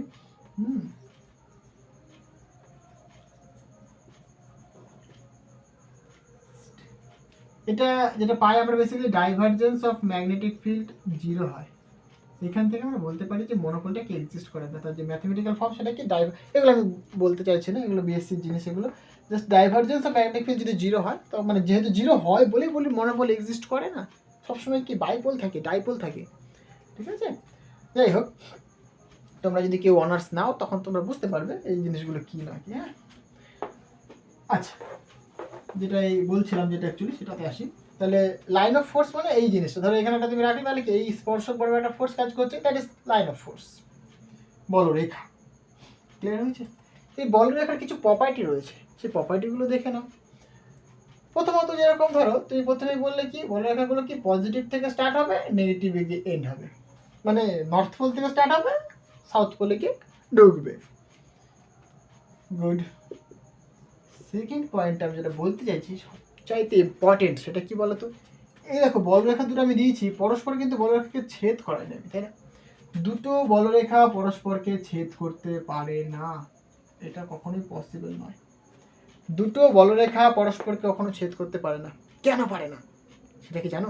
দেখো, ধরো এই বলরেখার কথা যদি বলি আমি, তাহলে এই পয়েন্টটায় দেখো, এই পয়েন্টটা তাদের কমন পয়েন্ট, রাইট? তাহলে এই পয়েন্টে এই বলরেখার জন্য এই দিকে ডিরেকশন রয়েছে, মানে এই ফোর্সটা এই দিক বরাবর কাজ করছে, মানে ট্যানজেন্ট বরাবর কাজ করতে এই দিক বরাবর, আবার এই বলরেখার জন্য এই দিক বরাবর কাজ করছে ফোর্সটা। একটা পয়েন্টে দুটো ভ্যালু কী করে সম্ভব? একটা পয়েন্টে দুটো ট্যানজেন্ট তো পসিবল নয়। একটা পয়েন্টে একটাই ট্যানজেন্ট পসিবল, মানে একটা সময় সে দুটো দিকে কী করে যাবে ভাই, তাই নাকি? একটা সময়ে একটা ধর লোহার টুকরো রয়েছে, তার উপরে দুটো দিকে ফোর্স কাজ করছে, এটা তো পসিবল নয়। একটা সময়ে এইটার ডিরেকশন বলছে এইদিকেও হবে আবার এদিকেও হবে, এটা কী করে হবে? মানে এরকম এবার এটাকে আবার গুলিয়ে ফেলেন, লব্ধি বলভাবে ধরে নিও না তোমরা আবার, মানে এটাকে এদিকেও যাচ্ছে বলছে আবার এদিকেও যাচ্ছে একই সময়, সেটা কী করে সম্ভব? তা তো সম্ভব নয়। মানে দুটো ট্যানজেন্ট হতে পারে না, তার জন্য দুটো স্পর্শক মানে সরি দুটো বলরেখা পরস্পরকে কখনোই ছেদ করতে পারে না। ক্লিয়ার হয়েছে? আরেকটা কি দেখো, বলরেখা বুঝলাম, নাম্বার অফ ডেন্সিটি মানে নাম্বার ডেন্সিটি। এই বলরেখার ডেন্সিটিটা কি? ধরো ডেন্সিটি মানে কিছুই না, ধরো বলরেখা রয়েছে এরকম, তো এরকম আঁকা বাঁকা যাই খুশি দেবো না কেন তুমি, ধরো এখানে একটা একক ক্ষেত্রফল তুমি কনসিডার করবে, ওই একক ক্ষেত্রফলের মধ্যে দিয়ে যত বেশি সংখ্যক বলরেখা পাস করবে তার ডেন্সিটি তত বেশি হবে। তাহলে সিম্পল কথা, তাহলে একটা একক ক্ষেত্রফলের মধ্যে দিয়ে number of line of force পাবো, that is called the number density. এটা কি? তার নাম্বার ডেন্সিটি।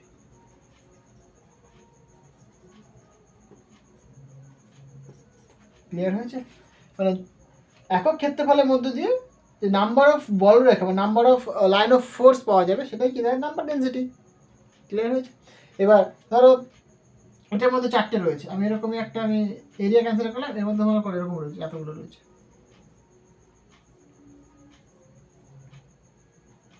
তাহলে তুমি আমাকে বলো কোনটা মানে স্ট্রেংথ বা ডেন্সিটি বেশি বা স্ট্রেংথ বেশি? ডেন্সিটি অথবা তুমি স্ট্রেংথও বলতে পারো তুমি। আমাকে বলো তাহলে কোনটার স্ট্রেংথ বেশি, এইটার না এইটার? সিম্পল জিনিস, কারণ কি এই ক্ষেত্রফলের মধ্যে দিয়ে বেশি নাম্বার অফ কি নাম্বার অফ লাইন্স যাচ্ছে, মানে বেশি নাম্বার অফ বলরেখা যাচ্ছে, কারণ তার স্ট্রেংথ বেশি আর এর কি স্ট্রেংথ কম, তাই না? জিনিসটা ক্লিয়ার হয়েছে? আচ্ছা, এগুলো বেসিক ফিজিক্স। এইবার এইখান থেকে আরেকটা জিনিস যেটা আমরা শিখবো সেটা কি, এইখানে দেখো তুমি যে বলরেখাগুলো কিন্তু বেঁকে বেঁকে গেছে, তাই না? কিন্তু যদি বলরেখাগুলো এরকম হয়,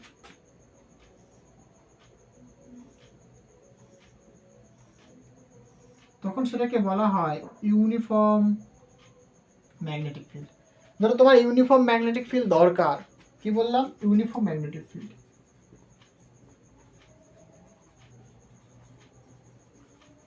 ম্যাগনেটিক ইউনিফর্ম ম্যাগনেটিক ফিল্ড দরকার। তাহলে তোমার যে কন্ডিশনটা হতে হবে, প্রথম কন্ডিশন কী হতে হবে দেখো, যে লাইন অফ ফোর্সগুলো কী হতে হবে, পরস্পরের প্যারালাল হতে হবে, প্যারালাল রয়েছে। সেকেন্ড কন্ডিশন কি, ইকুয়াল ডিস্টেন্স হতে হবে, ইকুয়াল সেপারেশন, রাইট। থার্ড পয়েন্টে কি, প্রত্যেকটা পয়েন্টে ম্যাগনেটিক ফিল্ডের ভ্যালু সেম হতে হবে।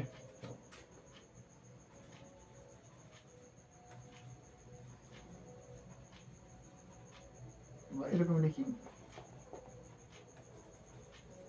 Must be same. ক্লিয়ার হয়েছে? এটা কি বলে আমরা কি, তার ইউনিফর্ম ম্যাগনেটিক ফিল্ড। দেখো ইকুয়াল লাইন অফ ফোর্স পাচ্ছ, প্যারালাল পাচ্ছ, ইকুয়াল ডিস্টেন্স পাচ্ছ, এবং প্রত্যেকটা পয়েন্টে ম্যাগনেটিক ফিল্ডের ভ্যালু সেম, তখন সেটাকে বলা হয় থাকে কি, ইউনিফর্ম ম্যাগনেটিক ফিল্ড। ক্লিয়ার হয়েছে? আচ্ছা, লাইন অফ ফোর্সও বুঝে গেলাম। এইবার দেখো, এবার কিসে আসবো বলো তো, আমরা আসবো এবার এই যে ম্যাগনেটিক ফিল্ড আর কারেন্টের তারের মধ্যে কি কারেন্ট প্রবাহিত হচ্ছে, এর জন্য এই কারেন্ট প্রবাহিত হচ্ছে, তাহলে তার জন্য কোথায় মানে নর্থ পোল উৎপন্ন হলো, কোথায় সাউথ পোল, যেহেতু কারেন্ট ফ্লো করতে মানে তার চারিদিকে একটা ম্যাগনেটিক ফিল্ড প্রডিউসড হচ্ছে, তাহলে কোন পয়েন্টে নর্থ পোল, কোন পয়েন্টে সাউথ পোল, সেটা কী করে বুঝবো? এর জন্য দুটো সূত্র রয়েছে, এক হচ্ছে তোমার অ্যাম্পিয়ারের সঞ্চালনের সূত্র, আর সেকেন্ড তোমার হচ্ছে তোমার ডান হাতের বৃদ্ধাঙ্গুলির সূত্র আর কি, হ্যাঁ, বৃদ্ধাঙ্গুষ্ঠের সূত্র। দুটোই বলি। প্রথমে অ্যাম্পিয়ারের সঞ্চালনের সূত্র বলি, আমি লিখছি না এখানটা, আর এখানে ডান হস্তের নিয়মটা বলি। একদম সিম্পল জিনিস ভাই, এত মানে জটিলভাবে ভাবার কিছুই নেই, একদম সিম্পল জিনিস। ধরো এটাকে আমি তারটাকে সোজা করে দেখাই, এই তার রয়েছে, সোজা একটা তার, এদিকে কারেন্ট প্রবাহিত হবে, এইখানে সাপোজ আমি একটা ম্যাগনেট দিয়ে দিলাম,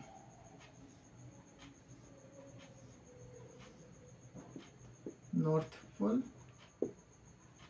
সাউথ পোল, ওকে, নর্থ পোল দিলাম, সাউথ পোল দিলাম, বা সাউথ নর্থ করে দাও, তাও হবে, কোনো অসুবিধা নেই। এইবার অ্যাম্পিয়ারের সঞ্চালনের নিয়ম কি বলছে দেখো, এই যে তারটা, এই তারটা যেই দিক বরাবর কারেন্ট প্রবাহিত হচ্ছে তারের, সেই দিক বরাবর তুমি শুয়ে পড়ো, শুয়ে তুমি সাঁতার কাটবে, ধরো সাই করে সাঁতার কাটবে, ঠিক আছে, যে দিক বরাবর তারটা রয়েছে, তারের যে দিক বরাবর কারেন্ট যাচ্ছে, হ্যাঁ, সেই দিক বরাবর তুমি শুয়ে পড়বে, এবং কি মানে বেসিক্যালি ম্যাগনেটিক ফিল্ডের ডিরেকশন বরাবর, ম্যাগনেটিক ফিল্ডের ডিরেকশন বরাবর, মানে তুমি এটা ভাবতে পারো যে যেদিকে কারেন্ট যাচ্ছে সেদিক বরাবর তুমি শুয়ে পড়বে, কারেন্টের ডিরেকশন বরাবর তুমি শুয়ে পড়বে। তো যদি শুয়ে পড়ো তুমি, তোমার বাঁ হাত যেদিকে থাকবে সেটা তোমার কি নর্থ পোল উৎপন্ন করবে, সেটা তোমার কি উৎপন্ন হবে, তাহলে এটা এখানটা তোমার নর্থ উৎপন্ন হবে, তাহলে এটা নর্থ হয়, তাহলে এদিকে কি সাউথ উৎপন্ন করবে। জিনিসটা ক্লিয়ার হলো?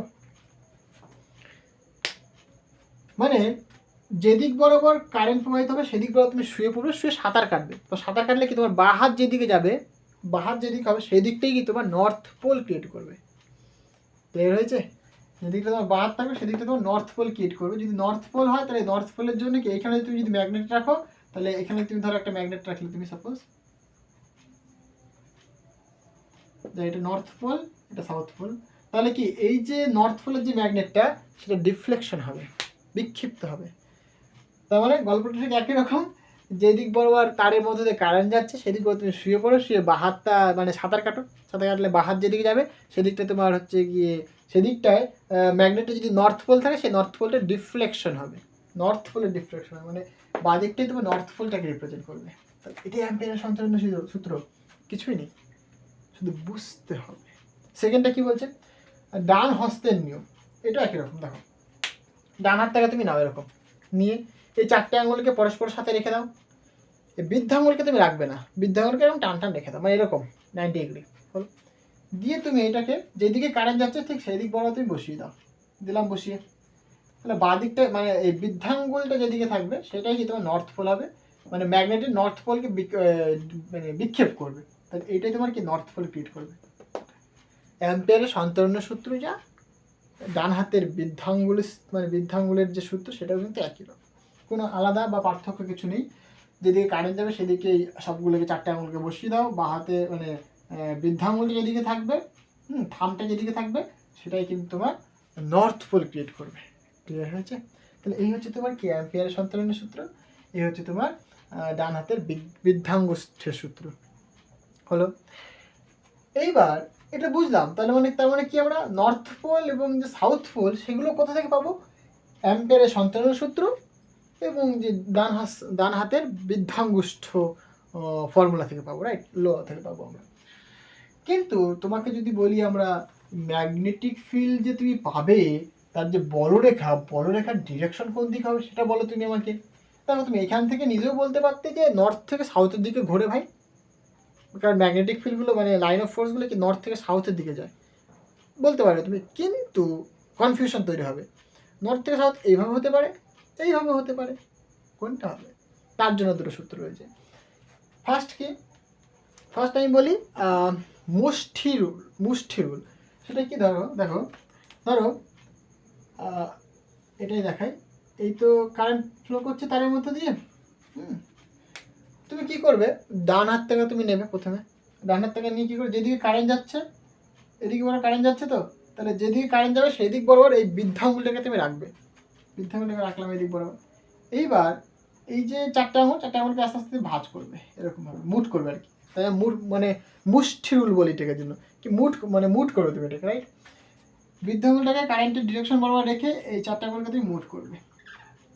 তাহলে চারটে আঙুল যেইভাবে যাচ্ছে সেটাই কি বলরেখার ডিরেকশন, মানে বলরেখাগুলো এইরকম হবে।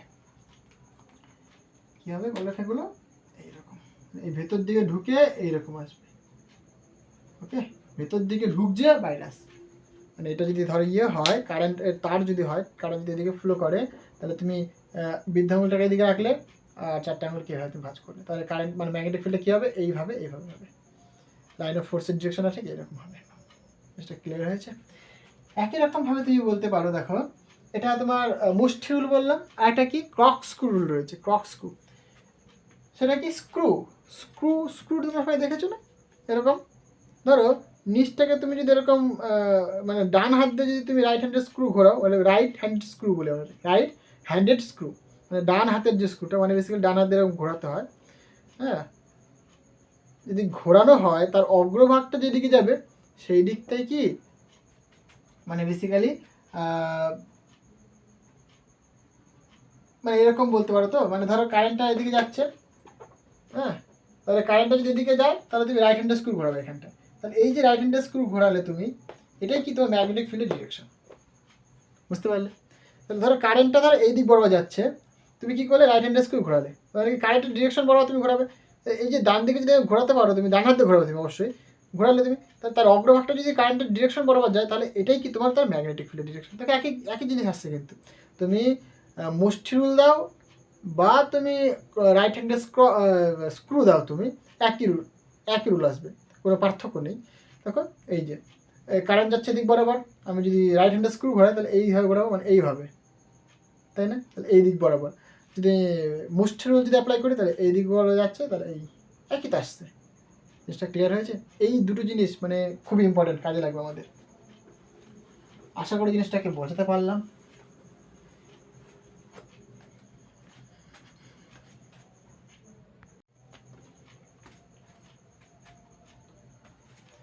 এখন আমরা যেটা শিখবো সেটা হচ্ছে তোমার বায়ো-সাভার্টস ল, খুব ইম্পর্টেন্ট, বা ল্যাপ্লাস ল বলা হয়ে থাকে, বায়ো-সাভার্টস ল।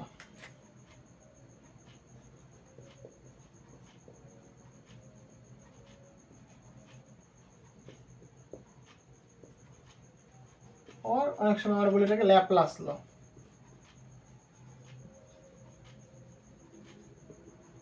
ওকে, খুব ইম্পর্টেন্ট, যেটা দিয়ে আমরা কী করবো বেসিক্যালি ম্যাগনেটিক ফিল্ড বের করবো। একটা তারের মধ্যে দিয়ে কারেন্ট প্রবাহিত হবে, তার দরুন কোনো একটা আউটার কোনো একটা পয়েন্টে ম্যাগনেটিক ফিল্ড আমরা বের করবো।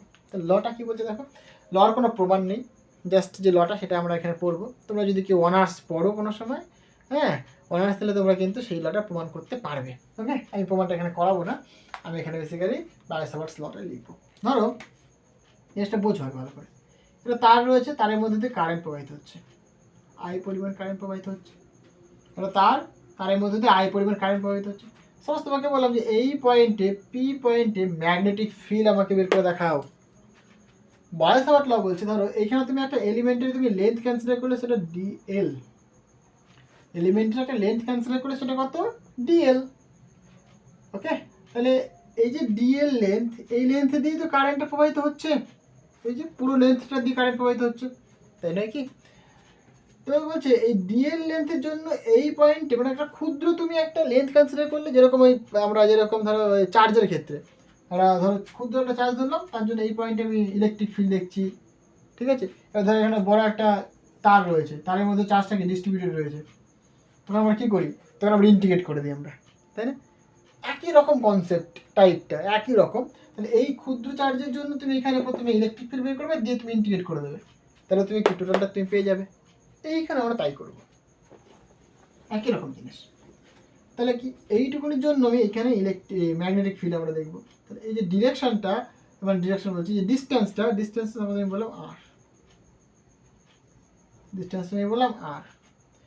তো বায়োসাভার্টস ল যেটা বলছে সেটা কি, ম্যাগনেটিক ফিল্ড যেটা পাবো আমি, যেহেতু এলিমেন্টারি লেন্থ ধরেছি, তাহলে কি এলিমেন্টারি ম্যাগনেটিক ফিল্ড পাবো আমি, সেটাকে আমি ডিবি দিয়ে রিপ্রেজেন্ট করলাম, অবশ্যই ভেক্টর কোয়ান্টিটি হবে, দ্যাট ইজ ইকুয়াল টু, দেখো বেসিক্যালি আমি ফর্মুলা লিখছি, তারপর আমি বলে দেবো আমি, চাপ নেই। এখানে একটা কনস্ট্যান্ট আসবে, μ0/4π লিখি আমরা, μ0/4π, এটা একটা কনস্ট্যান্ট, আমি এসআই সিস্টেমে বলছি, তাই μ0/4π লিখলাম, ইন্টু দেখো কারেন্ট যাচ্ছে, কারেন্টের সাথে সমানুপাতিক হয় কারেন্ট ইন্টু এই ডিএল ভেক্টর ক্রস এই যেই পয়েন্টে ম্যাগনেটিক ফিল্ড তুমি দেখছো তার unit vector divided by R square. এইটা তোমার Biot Savart's law in vector form. তোমরা হয়তো প্রথমেই ভেক্টর ফর্ম পড়োনি, তোমরা জাস্ট নর্মালটা পড়েছো, আমি দেখাবো, চাপ নেই। তাহলে dB equal to μ0/4π into I into dl vector cross r cap by R square. মানে বেসিক্যালি কি আসছে, যে ম্যাগনেটিক ফিল্ড আমরা পাচ্ছি dB that is equal to μ0/4π। Fine, এখানে আই ডিএল, দেখো এটা যদি ক্রস প্রোডাক্টটাকে ভাঙি তাহলে কি আসবে বলো তো, সাইন থিটা আসবে। আমি যদি এখানে মড নিচ্ছি তাহলে এখানে নিশ্চয়ই মড হবে, এখানে নিশ্চয়ই মড হবে। মড নিলে পরে তোমার ডিরেকশন লেখার কোনো প্রয়োজন নেই, বুঝতে পারলে? বাঁ দিকটা যদি ভেক্টর হয়, ডান দিকটাকে অবশ্যই ভেক্টর করতে হবে, কিন্তু বাঁ দিকটা যদি আমি ম্যাগনিটিউড নিই তাহলে ডান দিকটা ম্যাগনিটিউড হবে, তাই এখানে আমি আর এন ক্যাপ লিখবো না, ডিভাইডেড বাই আর স্কোয়ার। এইটা তোমাদের বইতে লেখা রয়েছে, তাই প্রথমে। তারপরে তোমাদের বলে ভেক্টর ফর্মটা কেমন হবে, সেটা এইটা হয়। তাহলে এখান থেকে তুমি কি বলছো, দেখো বেসিক্যালি তুমি এখান থেকে বলছো প্রথম পয়েন্টটা কি, যে magnetic field is directly proportional to the current. Second তুমি বলছো দেখো magnetic field proportional to the DL, right? 3 নম্বর তুমি বলছো ম্যাগনেটিক ফিল্ড, আচ্ছা এই সাইন থিটাটা কি দেখো, ডিএল ভেক্টর আর আর ভেক্টরের মধ্যবর্তী অ্যাঙ্গেল। তাই ডিএল ভেক্টরটা কোন দিক বরাবর, এদিক বরাবর, আর ভেক্টরটা কোন দিক বরাবর, এদিক বরাবর, তার মধ্যবর্তী কোণ কত, এটা হচ্ছে থিটা অ্যাঙ্গেল। এটা বুঝতে পারলাম, এটা আমাদের থিটা অ্যাঙ্গেল। তাহলে এটা প্রপোর্শনাল টু, তুমি বলছো যে তাদের মধ্যবর্তী অ্যাঙ্গেলের সাইন থিটা। 4 নম্বর তুমি বলছো যে ডিবি ইজ প্রপোর্শনাল টু, মানে ইনভার্সলি প্রপোর্শনাল আর স্কোয়ার, হলো? এইটা তোমার সূত্র, বায়োসাভার্টস সূত্র। জিনিসটা ক্লিয়ার হয়েছে? আচ্ছা, বুঝলাম। তাহলে এখান থেকে আমরা তার ডিরেকশনও বলতে পারি, দেখো যেহেতু DL cross r cap vector, তাহলে ক্রস প্রোডাক্ট মানে সেখান থেকে সাইন চলে আসছে, ওকে? এইটাকে তুমি এরকমও লিখতে পারো যে ডিবি ভেক্টর μ0/4π। আচ্ছা এখানে প্রপোর্শনালগুলো আমি যদি একত্রিত করি তাহলে এরকম বলবো তুমি, DB proportional to I DL sine theta by R square. তাহলে এই প্রপোর্শনাল তুলে একটা কনস্ট্যান্ট আছে, এই কনস্ট্যান্টটা বেসিক্যালি এটা μ0/4π। এটাকে তুমি এরকমও বলতে পারো, দেখো ডিএল ভেক্টর, যেহেতু তোমরা ভেক্টর ভালো করেই পড়েছো, জানো আশা করি, আর ক্যাপকে তুমি ইউনিট ভেক্টরকে তুমি কি লিখতে পারো, ভেক্টর বাই ম্যাগনিটিউড। তাহলে এখানে তুমি ভেক্টরটাকে রাখো, ম্যাগনিটিউডটাকে তুমি নিচে নিয়ে নাও, তাহলে আর স্কোয়ার তো অলরেডি রয়েছে, আবার একটা আর নিলাম, তাহলে আর কিউব হয়ে গেল। এইটা হচ্ছে তোমার কি ম্যাগনেটিক ফিল্ড। এইটা বলো, এটা বলো, এটা বলো, সেম ভাই, কোনো পার্থক্য নেই, ঠিক আছে? এটা ভেক্টর ফর্ম, এটা ম্যাগনিটিউড ফর্ম, এটা ওকে। আচ্ছা, তাহলে এটা হচ্ছে আমাদের বায়োসাভার্টস ল, এটা আমাদের জানতে হবে, খুব ইম্পর্টেন্ট। আর মিউ জিরোটা কি, মানে বেসিক্যালি মিউ জিরোটাকে কি বলা হয়, permeability, in free space, permeability in free space. এর যে ভ্যালুটা হয়, এর ভ্যালুটা হয় বেসিক্যালি 4π10⁻⁷। এর প্রশ্ন হচ্ছে ইউনিট কী হবে, এখান থেকে তুমি ইউনিটটা বের করতে পারো। তাহলে ইউনিটটা একটু বের করে দেখাই আমি। এই জিনিসটা বুঝতে পেরেছি নিশ্চয়ই। খাতায় ঢুকে নাও তোমরা, খাতা পেন নিয়ে বসো, একদম খাতা পেন নিয়ে বসো। আমি করাবো আর তোমরা করতে থাকো, ঠিক আছে? পরের ভরসায় রেখে দিও না, প্র্যাকটিস করো, সাথে সাথে তোমরা লেখো, প্র্যাকটিস করা শুরু করে দাও। এখান থেকে দেখো তুমি পারমিয়াবিলিটির ইউনিট তুমি বের করতে পারো। তুমি এখান থেকে বলতে পারো এরকম যে μ0 = 0 ফ্রি স্পেসের জন্য লিখলাম। যদি কোনো মিডিয়াম থাকে তাহলে আমি 0 লিখবো না, জাস্ট মিউ লিখবো আমি। তাহলে এখান থেকে তুমি কি বলে বলো, দেখো ডিবি ইন্টু আর কিউব, বা তুমি আর বলো, একই গল্প, আবার আর স্কোয়ার অ্যাকচুয়ালি এটা বলো তুমি, ডিভাইডেড বাই কত, দেখো I into DL R cap, এটা ভাই ইউনিট ভেক্টর, বা তুমি সাইন থিটার ফর্মটা লেখো না, তুমি অসুবিধা কী আছে, লেখো তুমি। এটাকে ভাঙলে তো ভাই ডিএল ইন্টু আর ক্যাপ, মানে তো ইউনিট ভেক্টর, তাহলে 1 থাকছে ইন্টু সাইন থিটা, এটা কি, এটাতে লিখেছি এটা আমি। তাহলে বলো ম্যাগনেটিক ফিল্ডের ইউনিট কি বলো, ম্যাগনেটিক ফিল্ডের ইউনিট কি, টেসলা। আমি যদি এসআই সিস্টেম বলি, টেসলা। আর মানে কি, metre square, divided by I মানে কারেন্ট, কারেন্ট মানে অ্যাম্পিয়ার, ডিএল মানে মিটার। টেসলাটাকে তুমি লিখতে পারো কি, ওয়েবার পার মিটার স্কোয়ার, মানে metre to the power -2 into metre square divided by metre into ampere, right? তাহলে এখানে এটা কাটলো, মানে মিটারটা উপরে চলে আসবে, এখানে weber ampere to the power -1 into metre to the power weber in per ampere, এটাকে আমরা হেনরি বলে থাকি, ক্লিয়ার হয়েছে? তাহলে এই যে হেনরিটা কি, বেসিক্যালি হেনরি হচ্ছে তোমার ওয়েবার পার অ্যাম্পিয়ার, ওয়েবার পার অ্যাম্পিয়ার, এটাকে আমরা হেনরি বলে থাকি। তাহলে পারমিয়াবিলিটি যে ইউনিট এসে দাঁড়ায় henry per metre, henry per metre, clear হয়েছে? তাহলে এই হচ্ছে তোমার পারমিয়াবিলিটির ইউনিট। তুমি এখান থেকে ডাইমেনশনে বের করতে পারবে, ডাইমেনশনটা বের করে অবশ্যই আমাকে কমেন্ট করে জানাবে তোমরা, আশা করি তোমরা বের করতে পারবে, কারণ তোমরা অনেক কিছু শিখে গেছো অলরেডি। আচ্ছা, তাহলে বুঝলাম। এইবার দেখো, ওই যে বলেছিলাম একটা জিনিস, যে ম্যাগনেটিক ফিল্ড এবং ম্যাগনেটিক ফিল্ড ইন্টেন্সিটি, তার মধ্যে একটা রিলেশন রয়েছে। সেটা কি বেসিক্যালি, দেখো ম্যাগনেটিক ফিল্ড তুমি এরকম বললে, তো কোনো একটা মিডিয়ামের ক্ষেত্রে যদি ম্যাগনেটিক ফিল্ড বলো, তাহলে তুমি কি বলবে, মিডিয়ামের জন্য মিউ লিখবে ডিভাইডেড বাই 4π লিখবে, আর এখানে I DL sine theta divided by R square লিখবে, তাই তো? এইখানে এই যে মিউটাকে যদি বাদ দিই আমরা, এইটুকুনি 1/4π I dl sine theta divided by R square, এইটুকুনিকে বলা হয়ে থাকে কি, এইচ। এখান থেকে তুমি বলতে পারো যে H equal to B by mu, কোনো একটা মিডিয়ামের ক্ষেত্রে। তাহলে এইচ আর বি এর মধ্যে যে রিলেশনশিপটা কি, ডি বাই মিউ। তোমরা ইলেকট্রোস্ট্যাটিকে পড়েছিলে যে displacement vector D that is equal to epsilon 0 by epsilon into E vector. এভাবে মনে রাখতে পারো যে ইলেকট্রোস্ট্যাটিকের ক্ষেত্রে এপসিলনটা মানে পারমিটিভিটিটা গুণ হয়, আর ম্যাগনেটিক ফিল্ডের ক্ষেত্রে, ম্যাগনেটোস্ট্যাটিক্সের ক্ষেত্রে পারমিয়াবিলিটিটা ভাগ হয়। ওকে, এভাবে তুমি মনে রাখতে পারো। তাহলে এখান থেকে তুমি দেখো ইউনিটও বলতে পারো, তুমি যদি তুমি ইউনিট ক্যালকুলেট করতে চাও এখান থেকে, তাহলে তুমি কি বলবে, দেখো ম্যাগনেটিক ফিল্ডের ইউনিট কি হয়, ম্যাগনেটিক ফিল্ড মানে weber metre to the power -2, এটা তুমি বললে কি Henry metre to the power -1, তাই তো? ঠিক লিখলাম। তাহলে এখান থেকে তুমি বলবে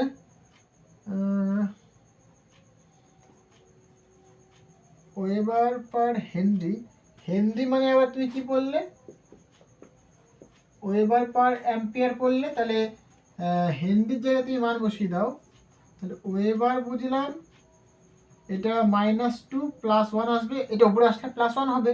আর হেনরি মানে তুমি লিখবে কত, weber ampere to the power -1। তাহলে ওয়েবার ক্যান্সেল হয়ে গেল, এই অ্যাম্পিয়ারটা উপরে আসলে মানে কি হবে, অ্যাম্পিয়ার হবে, মানে অ্যাম্পিয়ার টু দি পাওয়ার -1 রয়েছে, উপরে আসলে প্লাস হবে, into metre to the power -2, মানে বেসিক্যালি অ্যাম্পিয়ার পার মিটার। এটাই তোমার কি এইচ এর ইউনিট। জিনিসটা ক্লিয়ার হয়েছে? তাহলে ফিল্ড মানে ইন্টেন্সিটি, ম্যাগনেটিক ফিল্ড ইন্টেন্সিটি, তার যে ইউনিট সেটা কি অ্যাম্পিয়ার পার মিটার। ক্লিয়ার হয়ে ব্যাপারটা? আচ্ছা, অনেক কিছু আমরা দেখলাম। তাহলে বায়োসাভার্ট ল শিখলাম, সেখান থেকে ম্যাগনেটিক ফিল্ড দেখলাম, ভেক্টর ফর্ম দেখলাম, পারমিয়াবিলিটি বুঝলাম, এইচ আমরা দেখলাম, এইচ আর যে বি তার মধ্যে রিলেশন সেটা আমরা দেখলাম। এইবার বেসিক্যালি আমরা যেটা করবো, বায়োসাভার্টস ল অ্যাপ্লিকেশন, যেগুলো খুব ইম্পর্টেন্ট। বায়োসাভার্টস ল অ্যাপ্লিকেশন বায়োসাভার্টস ল। ওকে, অ্যাপ্লিকেশন।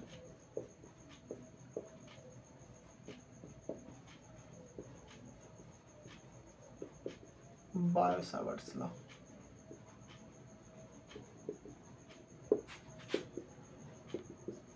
বায়োসাভার্টস ল অ্যাপ্লিকেশনগুলো দেখো। ফার্স্ট অ্যাপ্লিকেশন কি, ধরো একটা স্ট্রেট একটা ওয়্যার রয়েছে, তার মধ্যে কারেন্ট প্রবাহিত হচ্ছে, তার জন্য কোনো একটা পয়েন্টে ম্যাগনেটিক ফিল্ড কত হবে সেটা আমাকে বের করতে হবে। মানে ধরো এরকম একটা স্ট্রেট একটা কারেন্ট, মানে তার, রাইট, এ থেকে বি, এর মধ্যে দিয়ে আই পরিমাণ কারেন্ট প্রবাহিত হচ্ছে, তার জন্য ধরো এই পয়েন্টে ম্যাগনেটিক ফিল্ড আমাকে বের করতে পারলো। তাহলে একটা স্ট্রেট ওয়্যারের জন্য কোনো একটা আরবিট্রারি পয়েন্টে ম্যাগনেটিক ফিল্ড কত হবে সেটা আমাকে বের করতে পারলো। তাহলে তুমি কী করে করবে? দেখো, প্রথমে তুমি যেটা করবে, এখানে একটা কি এলিমেন্টারি তুমি লেন্থ কনসিডার করবে। এখানে একটা এলিমেন্টারি একটা তুমি লেন্থ কনসিডার করলে, সাপোজ ডি এল বা ডি এল 0 কনসিডার করলে, ওকে। তাহলে এই এলিমেন্টারি লেন্থ থেকে এই যে আর পয়েন্ট, তার ডিস্টেন্স তুমি দেখলে, একটা কিছু নাম দাও তুমি, সাপোজ তুমি এটাকে আর বললে, তুমি এটাকে তুমি আর বললে। জিনিসটা ক্লিয়ার হয়েছে? এবং এদের যে মধ্যবর্তী অ্যাঙ্গেল সেটা তুমি ধরো সাপোজ আলফা ধরে নিলে, ওকে। এই পয়েন্টটা থেকে আমি এর উপরে একটা পারপেন্ডিকুলার ড্র করলাম,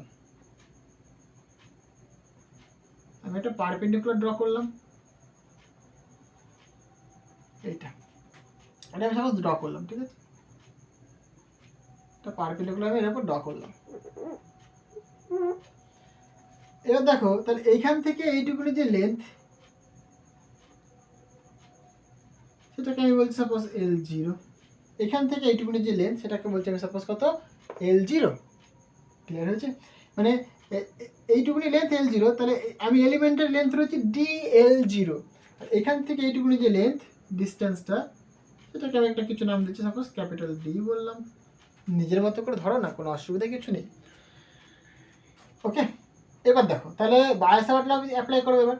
তাহলে বায়োসাভার্ট ল কি বলছে, এই অ্যাঙ্গেলটা জানতে হবে, রাইট। তাহলে আমি এখানে আলফা ধরে নিয়েছি। সাপোজ আমি বলছি যে এই যে এইটা, এই পয়েন্টে যে অ্যাঙ্গেল, মানে এর সাথে যে অ্যাঙ্গেলটা করা আছে থিটা অ্যাঙ্গেল করা আছে, এটা যদি থিটা অ্যাঙ্গেল হয়, এটা যদি পারপেন্ডিকুলার টেনে যেটা 90 ডিগ্রি হবে। এটা ভালো করে বোঝো কথাটা। এই পয়েন্টে ম্যাগনেটিক ফিল্ড বের করবো, তাহলে পারপেন্ডিকুলার টেনে নিয়েছি, তাহলে এই যে অ্যাঙ্গেলটা, এটা আমি বললাম থিটা অ্যাঙ্গেল। এইবার বলছি এটা তো পারপেন্ডিকুলার টেনে, তাহলে 90 ডিগ্রি এটা, তাহলে এই অ্যাঙ্গেলটা কতখানি, এটাকে তুমি বিটা বললে। তাহলে তুমি জানো তিনটা অ্যাঙ্গেলের সামেশন কত, 180 ডিগ্রি হয়। তাহলে তুমি এখানে বলবে ভাই theta plus beta plus 90 degree equal to 180 degree. তো এখান থেকে তুমি বলবে যে বিটা ইকুয়াল টু কত হবে, 180 degree minus 90 degree minus theta, 90 degree minus theta, এইটা হচ্ছে তোমার বিটার ভ্যালু। হলো, বুঝতে পারলাম? এবার দেখো, বিটা তুমি পেয়ে গেছো, তাহলে আলফাটা কত হবে? আলফা আর বিটা এটা আবার কত, 180 ডিগ্রি হয়। Alpha beta equal to 180 degree, straight line তো 180 ডিগ্রি হবে না? তাহলে এখান থেকে তুমি বলবে ভাই বিটার মান তো আমি জানি, alpha equal to 180 degree minus beta, 180 degree minus beta, beta কত বলো, 90 ডিগ্রি মাইনাস মাইনাস আছে প্লাস হয়ে গেল। তাহলে এখানে 90 degree plus theta, alpha equal তুমি পাচ্ছ বেসিক্যালি কত, 90 ডিগ্রি প্লাস থিটা, এটা তুমি পাচ্ছ আলফা ভ্যালু। জরুরি, এটা আমাদের ইম্পর্টেন্ট। এবার তুমি বায়োসাভার্টস ল অ্যাপ্লাই করে দাও। তাহলে অ্যাকর্ডিং টু বায়োসাভার্টস ল কি বলছে দেখো, তাহলে এই পয়েন্টে যে ম্যাগনেটিক ফিল্ড তুমি পাবে সেটা কত, ডিভি ভেক্টর, তাই তো, মানে ডিভি ধরলে তুমি, সেটা কত হবে দেখো, μ0/4π। ওকে, μ0/4π তুমি লিখবে এখানে কারেন্ট আই পরিমাণ যাচ্ছে ইন্টু DL0। যদি ভেক্টর ফর্মে লেখো তাহলে ভেক্টর লেখো, এখানে ভেক্টর লেখো ক্রস আর, তাহলে আর ক্যাপ বলবে তুমি এখানটায়, ডিভাইডেড বাই আর স্কোয়ার। এইটা ফর্মুলা, ভেক্টরটা মনে রাখলে কি ইন জেনারেল তুমি সবগুলো করতে পারো। ওকে, এখান থেকে তুমি যদি ম্যাগনিটিউড দেখো তাহলে তুমি এখানে বলবে যে হয় ডিভি মড μ0/4π, এইটা কত আসবে আই DL0, এখানে আর ক্যাপ তো 1, তাহলে সাইন থিটা, এখানে অ্যাঙ্গেলটা কত alpha divided by R square. এই অ্যাঙ্গেলটা বলেছিলাম না ম্যাগনেটিক মানে ডিএল ভেক্টর আর আর ভেক্টরের মধ্যবর্তী কোণ, তার জন্য বললাম ভেক্টর ফর্মটা লেখো, তাহলে তোমার কি গোলাবে না। তুমি হয়তো লিখে দিলে এই থিটাটা, তাহলে হবে না, কারণ আমি এখানে আলফা ধরেছি, তো আলফা লিখতে হবে। ওকে, আচ্ছা তাহলে আচ্ছা এখানে আলফাটা আচ্ছা লিখেছি, তাহলে দরকার নেই, এটা মুছে দিচ্ছি আমি। এবার দেখো, তাহলে ম্যাগনেটিক ফিল্ড তুমি dV that is equal to, sine alpha মানে তুমি কি লিখবে, এরকম লিখবে তো, μ0/4π I dl naught, sine alpha মানে তুমি লিখবে সাইন 90 প্লাস থিটা। এটা কত দেয় বলো দেখি, এটা divided by R square, right, R square. এটা কত দেয় বলো, কস থিটা দেবে, তাই তো,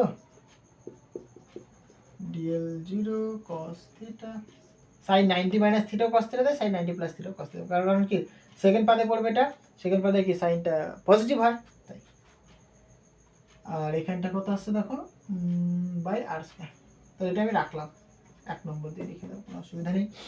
আচ্ছা এখানে দেখো, ভালো করে দেখো, এই যে L0 আর যে ডি, এদের মধ্যে রিলেশন তুমি বের করতে পারো। কি করতে পারো তুমি, এই ফিগার থেকে তুমি বলতে পারো যে ট্যান থিটা ইকুয়াল টু, আমি ধরলাম ট্যান থিটা মানে কি, তাহলে এই অ্যাঙ্গেলটা রেসপেক্ট এটা লম্ব,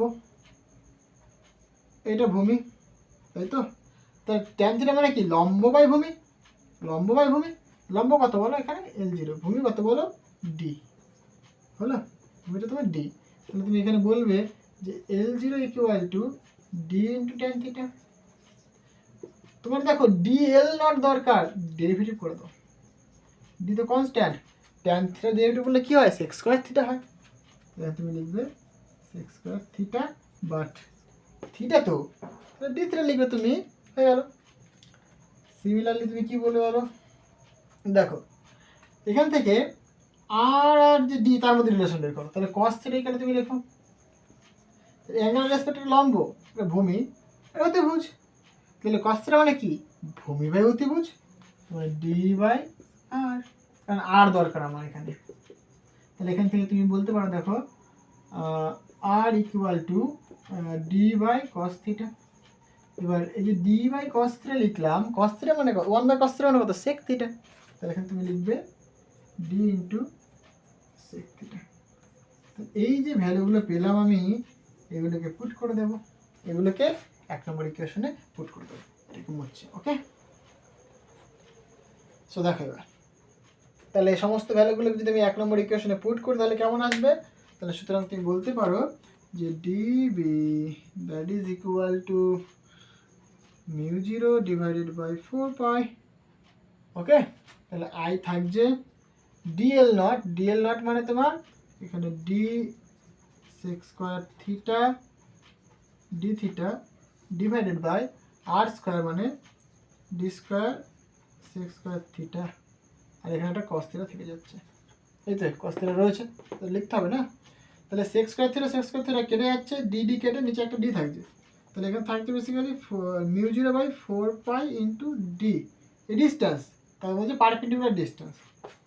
ওকে, এখানে একটা আই থাকছে, গেল এখানে কস থিটা থাকবে, আর এখানে ডি থিটা থাকবে, তাই তো। এটা তুমি কি এলিমেন্টারি ম্যাগনেটিক ফিল্ড পেলে তুমি, তোমার তো দরকার হয় টোটাল ম্যাগনেটিক ফিল্ড, এই পয়েন্ট থেকে বি পয়েন্টের ম্যাগনেটিক ফিল্ড তোমার দরকার। এবার তুমি কি করবে দেখো, তাহলে টোটাল লেন্থ আমার দরকার, কিন্তু আমি নিয়ে চলে এসেছি থিটাতে, আমি কিন্তু ডিএল এ রাখিনি, আমি তাহলে থিটাতে নিয়ে চলে এসেছি, তাহলে কি অ্যাঙ্গেলে নিয়ে এসেছি আমি, তাহলে অ্যাঙ্গেলটা তোমাকে এটা বুঝতে হবে। তাহলে এখান থেকে এইটুকুনি একটা আর এখান থেকে এইটুকুনি একটা তুমি লাইন ড্র করলে, রাইট? ধরো এইখান থেকে এটা তো পারপেন্ডিকুলার ডিস্টেন্স, এখান থেকে এইটুকুনি অ্যাঙ্গেল θ1 ধরলে তুমি, আর এইখান থেকে এইটুকুনি অ্যাঙ্গেলটা তুমি θ2 ধরলে তুমি। এই পারপেন্ডিকুলার লাইনটা এটা থেকে এই পর্যন্ত θ2, এইটা থেকে এই পর্যন্ত θ1। দেখো এইটাকে তুমি রেফারেন্স হিসেবে কনসিডার করো, এটা তুমি কি রেফারেন্স হিসেবে কনসিডার করো, তাহলে কি নিচের দিকে নামছে মানে নেগেটিভ, উপর দিকে হচ্ছে মানে কি পজিটিভ।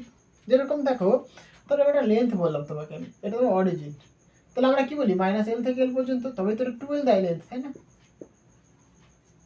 যদি মাঝখানটা যদি এটা অরিজিন হয় তাই না কি, তাহলে তুমি কি বলো -L থেকে L, তাহলে কি টোটাল লেন্থ পাই আমরা তো 12। এখানে একই রকম গল্প, যেহেতু নিচের দিকে নামছে মানে বেসিক্যালি নিচের দিকে, তাই -θ বলবে তুমি, -θ থেকে θ2 পর্যন্ত।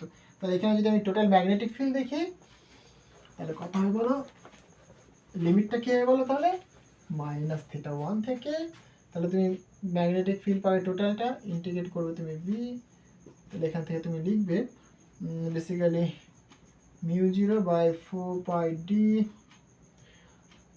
I cos theta d theta. এখানে তুমি লিখবে -θ1 থেকে θ2 পর্যন্ত। ওকে, এখানে μ0I/4πd থাকলো, বিকজ ইন্ডিকেশন অফ ইন্ডিপেন্ডেন্ট, কারণ থিটা টার্ম নেই এখানটায়। cos থিটা মানে এখানটায় -θ1 থেকে θ2 পর্যন্ত cos theta d theta, right? তাহলে cos থিটা ইন্ডিকেট করলে কত হয় বলো, কার ডেরিভেটিভ করলে cos হয়, sin থিটা ডেরিভেটিভ করলে cos হয়, তাই না? তাহলে এখানে তুমি লিখবে μ0I/4π × d, তাহলে এখানে তুমি লিখবে sin থিটা -θ1 থেকে θ2। তাহলে এখান থেকে তুমি বলবে হয় μ0I/4πd, তাহলে আপার লিমিট মাইনাস লোয়ার লিমিট, সুতরাং sin θ2 মাইনাস সূত্রে sin থিটা -θ1, রাইট?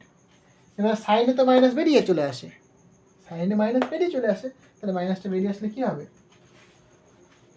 তাহলে তুমি বলতে পারবে, সুতরাং ম্যাগনেটিক ফিল্ড তুমি বলবে μ0I/4πd, এখানে sin θ2 প্লাস sin θ1। তাহলে আগে পরে কোনো অসুবিধা নেই। এইটা তুমি পাচ্ছ কি, এটা ফাইনাইট ওয়্যারের জন্য, স্ট্রেট ওয়্যারের জন্য যে ম্যাগনেটিক ফিল্ড সেটা কত, এটা μ0I/4πd × sin θ1 প্লাস sin θ2, খুব ইম্পর্টেন্ট। ওকে, এইবার কয়েকটা কেস বলে এখান থেকেই, হ্যাঁ এখান থেকে ডিরেক্ট তুমি কয়েকটা কেস বলে নাও। কেস নাম্বার 1, ধরো যদি তোমার ইনফাইনাইট বলে, মানে ওয়ারটা যদি ইনফাইনাইট বলে, ইনফাইনাইট বলার মানে কি বুঝতে হবে তোমাকে। তার মানে কি এদিকটা ইনফাইনাইট পর্যন্ত যাচ্ছে, এদিকটা ইনফাইনাইট পর্যন্ত আসছে, রাইট? যদি এটা ইনফাইনাইট পর্যন্ত হয় তাহলে এইটুকুনি যে ডিস্টেন্স, ডি ডিস্টেন্সটা ওই হাইটের রেসপেক্টে খুবই নেগলিজিবল হবে না কি? মনে করো এখান থেকে চাঁদ পর্যন্ত ডিস্টেন্স ইনফাইনাইট, মানে এরকম বলতে পারি আমি। এবার আমি এখান থেকে মেজার করবো মনে করো এই পয়েন্টে, বা আমি ধর এখান থেকে মেজার করবো কলকাতা কোনো একটা পয়েন্টে, ক্লিয়ার হয়েছে? তাহলে এই যে এখান থেকে যে কলকাতা কোনো একটা পয়েন্টের ডিস্টেন্স সেটা, আর এখান থেকে চাঁদ পর্যন্ত ডিস্টেন্স, তুমি তো বলো কোনটা বড়, চাঁদ পর্যন্ত বড়। তুমি বলবে কি চাঁদের মানে এখান থেকে চাঁদের ডিস্টেন্স তার রেসপেক্টে ভাই এইটুকু ডিস্টেন্স কিছু না, নেগলিজিবল। তাহলে কি এইটাকে বলতে পারো তুমি কি, মানে প্রায় এরকম, আমি যদি এটা লাইন ড্র করি তাহলে কি প্রায় 90 ডিগ্রি হয়ে যাবে না, মানে এরকম তো, এরকম ইনফাইনাইট পর্যন্ত যাচ্ছে, মানে পয়েন্ট আছে এইরকম কাছাকাছি। এরকম যদি লাইন তুমি ড্র করো, এই অ্যাঙ্গেলগুলো তুমি কি দেখবে, অ্যাপ্রক্সিমেট θ1টাও 90 ডিগ্রি, θ2টাও 90 ডিগ্রি, তাই না? তাহলে ইনফাইনাইট ওয়্যার হলে পরে এগুলো 90 ডিগ্রি হবে। যদি 90 ডিগ্রি হয় তাহলে তুমি কি বলবে, magnetic field equal to sin 90 মানে 1, তাহলে 1 প্লাস 1 মানে 2 আসবে, তাহলে 2 আসবে, তাহলে 2 মানে এখানে কাটবে, তাহলে নিচে একটা 2 থাকবে, মানে μ0I/2π × d, এইটা তোমার আনসার হবে। জিনিসটা বোঝাতে পারলাম? এইবার ধরো এই প্রশ্নটাই বললাম আমি বললাম কি, যদি ওয়্যারটা ইনফাইনাইট বা ইনফাইনাইট, বাট কেমন infinite, semi infinite. Case number 2, semi infinite. Semi infinite মানে কি এইরকম, এইদিকে ইনফিনিট পর্যন্ত রয়েছে, বাট এইখানে এই পয়েন্টটাকে বের করতে চাইছি। ক্লিয়ার হয়েছে এই পয়েন্টটা? তাহলে দেখো থিটা ওয়ানটা জিরো বলবে, থিটা ওয়ান বা থিটা টু যাই তুমি বলো, একটা জিরো হবে বাট একটা 90 ডিগ্রি হবে। থিটা ওয়ান ধরো তুমি 90 ডিগ্রি বললে, বা থিটা টু 90 ডিগ্রি বললে তুমি থিটা ওয়ান তুমি জিরো বলবে, তাই না কি? তাহলে তুমি কি বলবে যে magnetic field B equal to mu zero by four pi D, এখানে আই থাকছে, এখানে sine 0 degree plus sine 90 degree,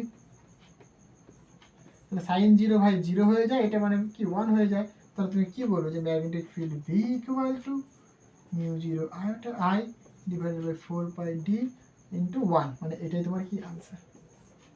চেষ্টা বোঝাতে পারলাম?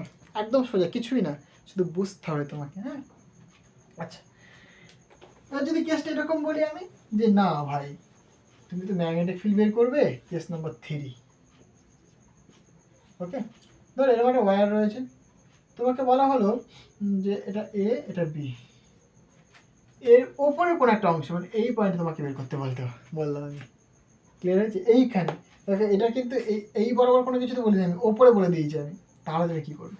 এখান থেকে তুমি তো ভাই এই আসবে, এখান থেকে তুমি ভাই এই আসবে, রাইট? বাট এইখানে রয়েছে তোমার এটা। তাহলে তুমি যখন অ্যাঙ্গেলগুলো দেখবে পি পয়েন্ট, তুমি দেখো দুটো অ্যাঙ্গেল পাবে, এইটা ধরলাম থিটা টু, এইটা ধরলাম থিটা ওয়ান। বাট দেখো দুটো দেখো নিচের দিকে নেগেটিভ না, তাহলে দুটো অ্যাঙ্গেল তুমি কী বলবে? মাইনাস বলবে। দুটো অ্যাঙ্গেলেই কি তোমার মাইনাস, মানে তুমি যে ম্যাগনেটিক ফিল্ডটা বের করেছিলে B equal to mu zero by four pi into D into I, এখানে যে সাইন থিটা লিখেছিলে না, তাহলে তুমি লিমিটটা পুট করেছিলে মাইনাস থিটা ওয়ান থেকে থিটা টু পর্যন্ত, বাট এখানে তুমি কী করবে? মাইনাস থিটা ওয়ান থেকে মাইনাস থিটা টু পর্যন্ত তুমি পুট করবে, তাহলে হয়ে গেল। তাহলে এখানে আসছে basically mu zero I by four pi D. জিনিসটা কি বোঝাতে পারলাম? কারণ দেখো দুটো নিচের দিকে রয়েছে, নেগেটিভ দুটোই, এই নেগেটিভের জন্য কিন্তু আমরা এখানে এটা লিখলাম। তাহলে এখানে কি আসবে বলো? সাইন থিটা টু, যেহেতু মাইনাস তাহলে মাইনাসটা বাইরে বের করে নিয়ে চলে আসলাম, সূত্রে মাইনাস। আবার sine sine minus theta one হবে, সেই মাইনাসটা আবার কি বাইরে চলে আসবে, তো মাইনাস মাইনাস প্লাস হয়ে গেল। তাহলে আলটিমেট কি সেটা হচ্ছে বলো? Mu zero I divided by four pi into D sine theta one minus sine theta two. Okay, this is magnetic field. জিনিসটা ক্লিয়ার হলো? এইবার এই প্রশ্নটাকে একটু ঘুরিয়ে দিই, এই পয়েন্টটাকে শিফট করে আমি এইখানে নিয়ে চলে আসি, তাহলে কী হবে দেখো।